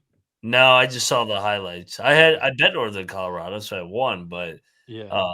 I'm curious how they're going to be this year. I don't know how a team's going to be off of fucking Hail Mary. So yeah, give me Portland, no bet. I was about to say, give me Portland. Yeah, I like Shante Liggins. I don't think his team's very talented, but they put up 103 yesterday in their MTE, won by 18. I'll take the Pilots again. Next up, Arlington, Weber State. Weber State's laying 1.5. What the hell is this? This is in Ogden too, right? Yeah, this is an actual home game. Why is the line so short? This one smells. I'll lock up Weber. I mean, Arlington just played yesterday. Weber played 2 nights ago. Lost to Campbell by 4. Let's go. Weber. I'll go with Weber too. Double lock. Stinks though. Stinks. What are you doing here? If you play the transitive property, I mean, Weber State should win and cover. I will take Arlington. I think that really stinks. Final game on the slate. Northern Iowa taking on Irvine. Is this in Irvine or did I fuck this up? In Irvine. This is an actual Irvine. Irvine plays in Cancun next, though. Oh, I'm betting Irvine though. It's in Irvine. They're off that loss to Valley. I'll lock up the Anteaters.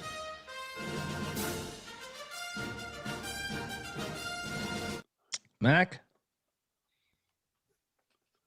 Northern Iowa's first road game noted. I'm playing the revenge angle. Irvine went into Northern Iowa, Cedar Falls last year, beat the shit out of them. Give me Northern Iowa to return the favor here. I think Irvine 2 straight losses. Give me Northern Iowa. Lock battle. We'll have some fun here late. Bieniek? Northern Iowa has definitely looked like the better team, but they've played 4 straight home games. This is their first road. I'll take Irvine. Don't love it. We got a battle. Dundee on the Anteaters. Mac on these Panthers.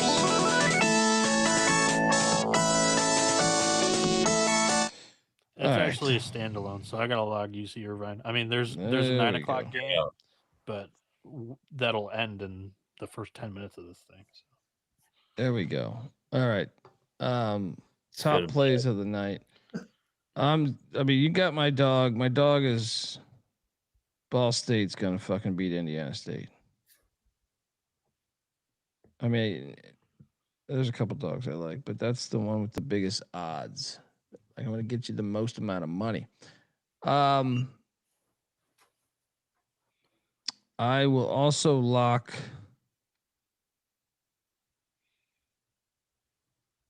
Let's go to. I mean,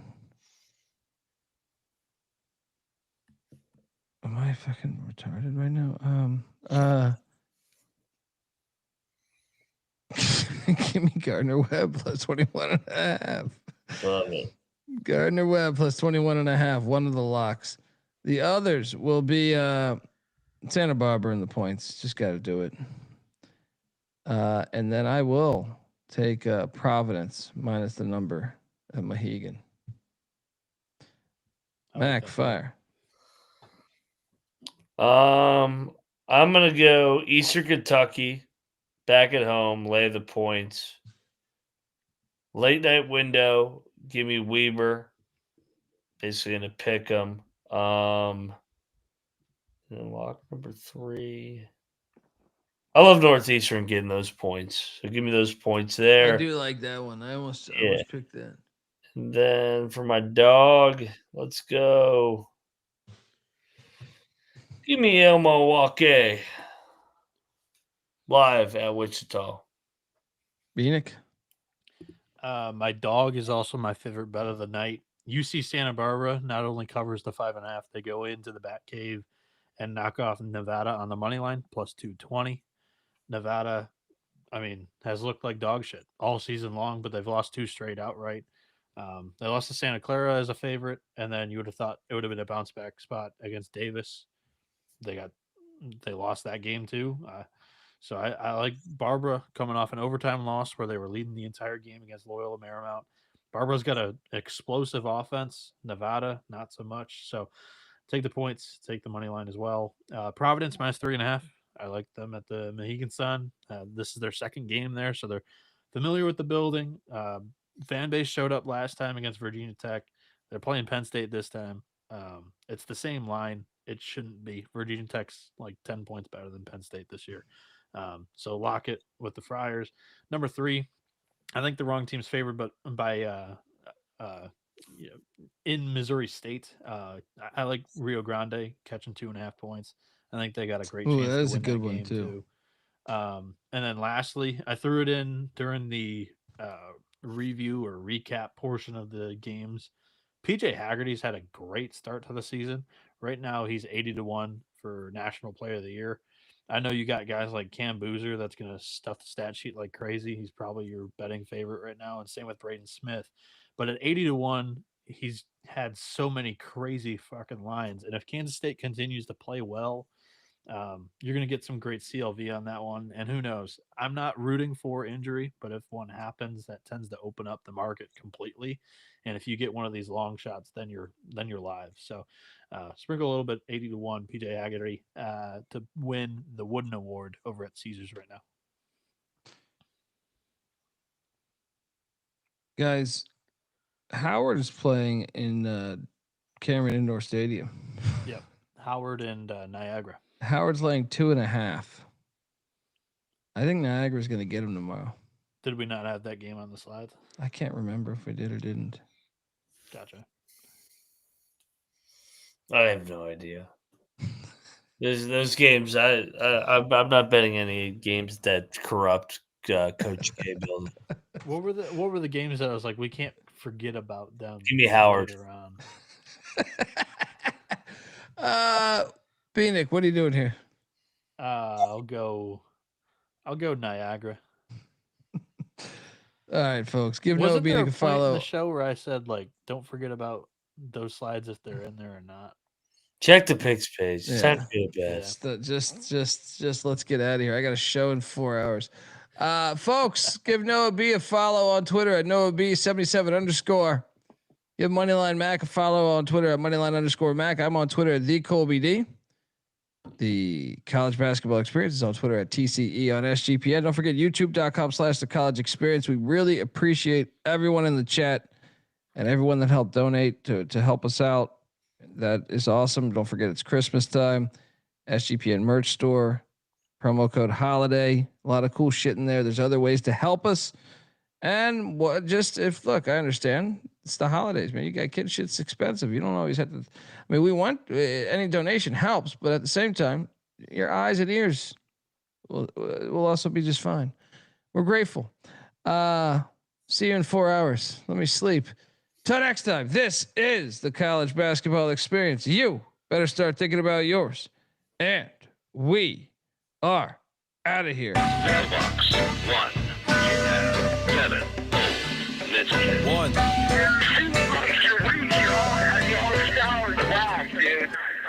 I'm not saying I'm impossible to outsmart my body and soul, or nothing without heart. And I'm not saying I'm impossible to outrun my body and soul, or nothing without love. And I'm not saying I'm impossible to outdo my body and soul, or nothing without truth. And I'm not saying it's impossible, but you're nothing without yourself.